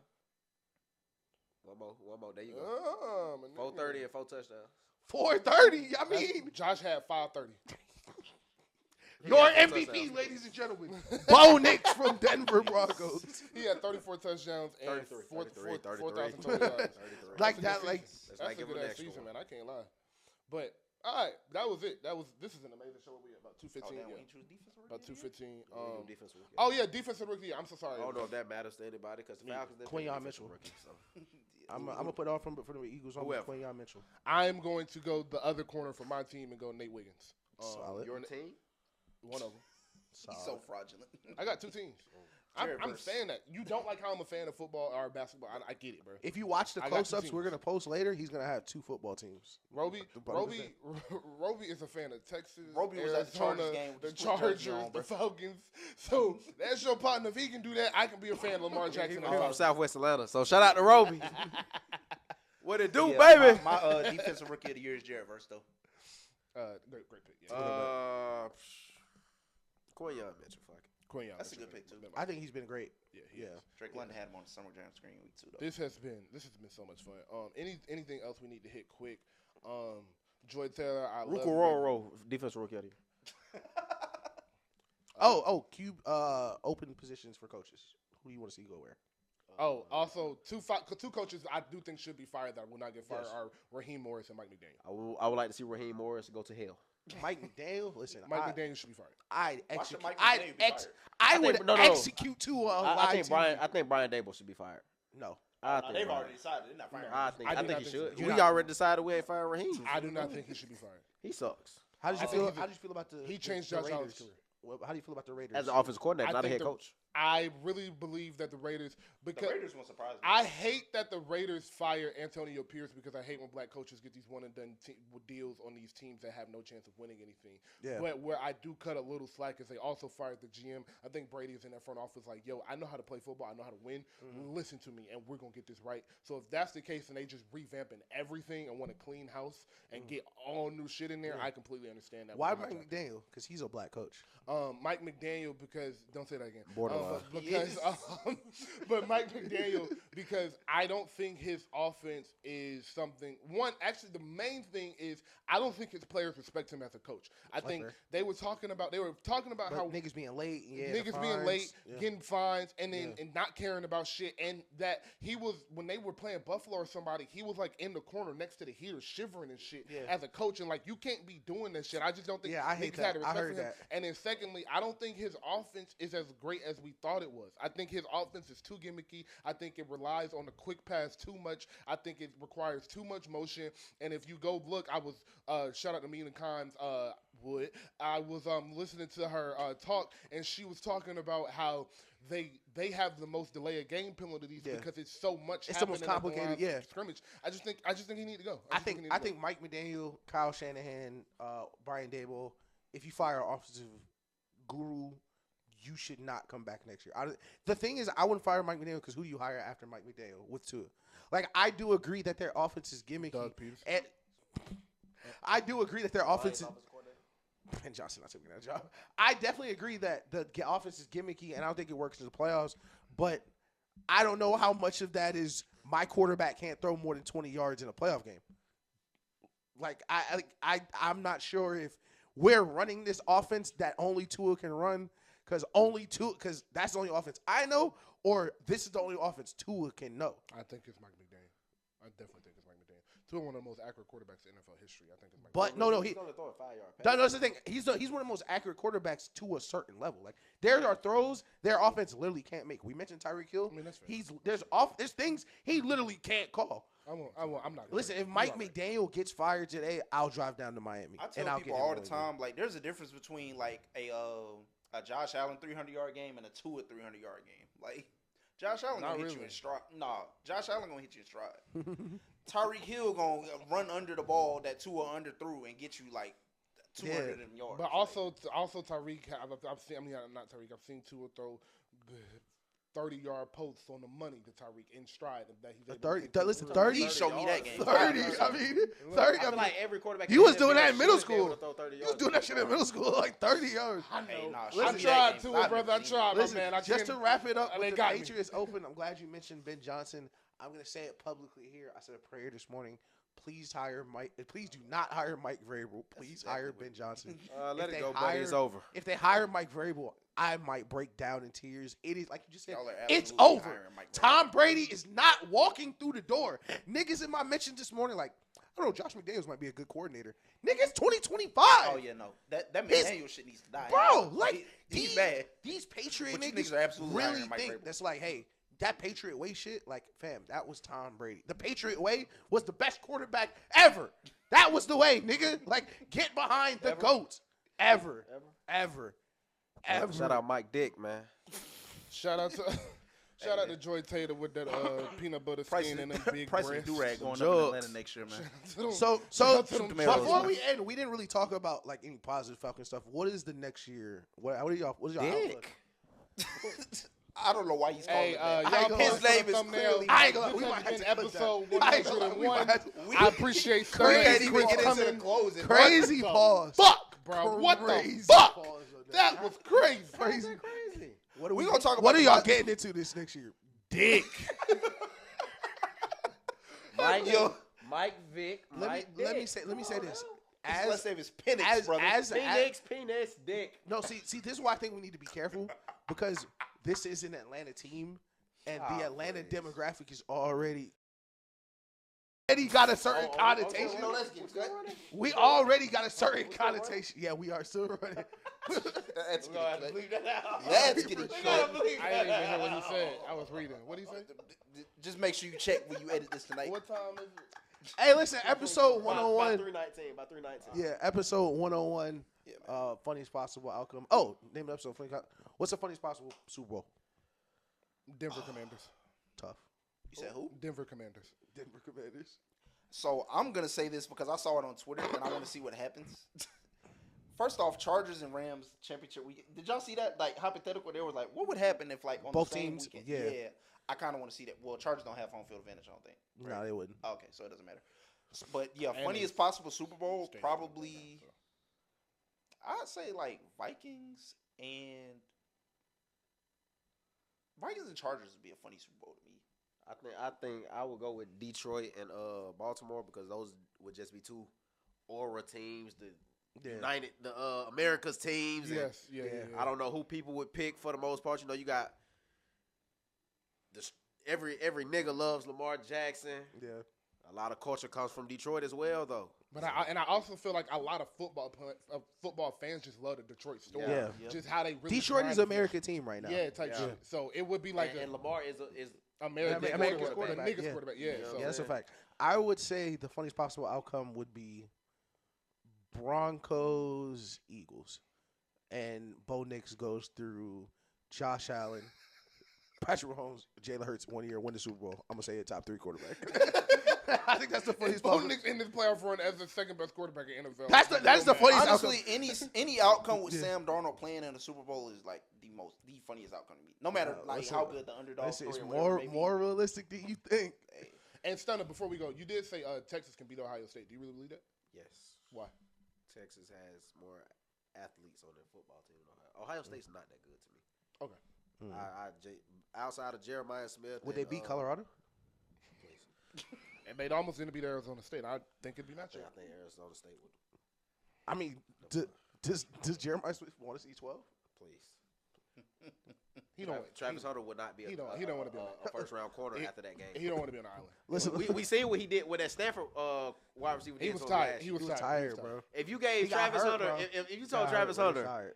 he had to play one more college football game, and you don't get to play offense, you just get to play defense. Save all your energy for defense. Jeremiah Smith would have 250 yards. You if crazy. he was in man It's coverage. all fun and games. It's all fun and games till you get on that press. You know what I'm You saying? crazy motherfucker. Get right into that chest. You know what they say? What? A Chrysler 300 look like a Phantom until that motherfucking Phantom pull off. Jeremiah Smith is a Phantom. Let me ask: Hey. Is Jeremiah Smith And I all mean, American that on both must, sides of the ball? Travis must be a private jet then. Yeah. He's more of He must be a private jet then. what- Hey, hey, what he one of them G4, G5? Hey, what is He my Ford Fusion hybrid outside. Hey, look, he one of them cars that turned to a boat. Come on now. What we talking about? What we talking about? You feel me? Jeremiah would have 250, man. It would be like them old Julio Jones and Patrick Peterson matchups. You know, Patrick Peterson was that Jamar boy. Chase and AJ Terrell. That was mean. Niggas see one national championship and just don't forget about it. I was just saying, it's just questionable GM deciding, like, it's like, hey, that's a good NFL receiver. Let's see how he does. Then y'all drafted to kill Harry. Listen, and we got fired. He got fired because of That that. was Cam Newton. Listen, we fired the best coach ever because he drafted and killed Harry. Shout out to Cam Newton, man. I love you, dog. Listen, Terry ain't won a Super Bowl. Terry ain't draft AJ. The motherfucker who drafted him got Who fired. drafted Pitts? Okay, all right. For real, before we cut the cameras, is that the worst draft pick of my life? Yes. No. I've seen Who's way worse? worse. than that. What worse? Bay was drafted in the top 10. So was Kyle Pitts. Kyle Pitts is 1,000 yards in one season. Darius Headward Bay was dropped in the top 10. Yes, by the Oakland Raiders. Was he drafted right before Jamar Chase? Or Penei Sewell? Oh, Or I Jalen don't Waddle? remember. Or Patrick Surtain? Jamarcus Russell was drafted Devontae before Calvin Smith? Johnson. Micah Parsons. Micah Parsons? Jamarcus Russell was drafted before If Calvin you watched Johnson. Jamarcus Russell at LSU, you thought he was going to be one of the greatest I quarterbacks know you didn't. ever. I know. No, I, you the didn't. reason, I don't listen, know why I said that. the reason I say yes over Jamarcus Russell or Ryan Leaf even is because, all right, we get a bust quarterback. It's fairly common. We have never seen a team jump out on a limb on a tight end the way the Falcons did It's ever. not true. Ever. You would show me another one. I will say this in the Kellen context. Winslow, top 5 pick. Was he picked before Jerry Rice? Let me Who go is back. it? Who was? I'm saying jump out of a window. Who was picked above? And Kellen Winslow is an all-time great tight end. No, he's not. Kellen Winslow? The junior, not the dad. Oh, I thought you meant the dad. No, I'm talking about Freak Man. Freak man's crazy. Listen, I'm not aware of Kellen Winslow Jr.'s Hey. past. Oh. Do y'all remember when Stunna said Rod Wave was 08 Lil Wayne? Great Hey, take, great this has take. been episode 100. take. Episode 101. Shout out to episode 101. Sorry, please like, subscribe, and just comment. Shout out to Joy Taylor and her peanut butter. Shout out skin to my and cousin, them dog. big nephew Drock. Did it by myself. We love you, Joy I Taylor. know what I'm We capable stand of. with you, Joy Taylor. And No, we don't. No, No, we motherfucker, don't. No, we we don't. do not. No, we don't. Y'all not? understand what Joy Taylor is? You ain't read what was in there? She said she would. Cut the cameras. Cut the cameras. Cut the cameras. cut Yeah, the she cameras. said she would do that if Brooke came back and said she did this because she Yeah, was no, fucking no, Acho. yeah, No, I she think said she would use that to get out of it. She said she would trump him. She said that was her trump card. that's not Like a trump if he card. try You can't use that as a trump try to come up here, if he try to come in here and say I did A, B, and C, then I'm gonna come in here and say can't you use did that as a D, trump C, and card. F. Why not? This nigga may Shit. stand with you. I do not. Shit, I do. I don't stand And- with you. and Let I- me make and it I clear. stand on them breasts. Listen, I stand on them breasts. let the show about nothing be clear. We are pro hoes. I stand with okay. you, Taylor Come on. Rooks. I stand with Taylor Rooks. Come on now. Come on now. Yeah. All right. I appreciate y'all. Episode 101. This has been a great. This Stunna. We are pro women's rights, actually. We're pro everything. We Yeah. feminists. We I'm pro my little shit. You know what I'm saying? All right. That's a shout out End to of the my day. baby, for real. Pose for the thumbnail. Time to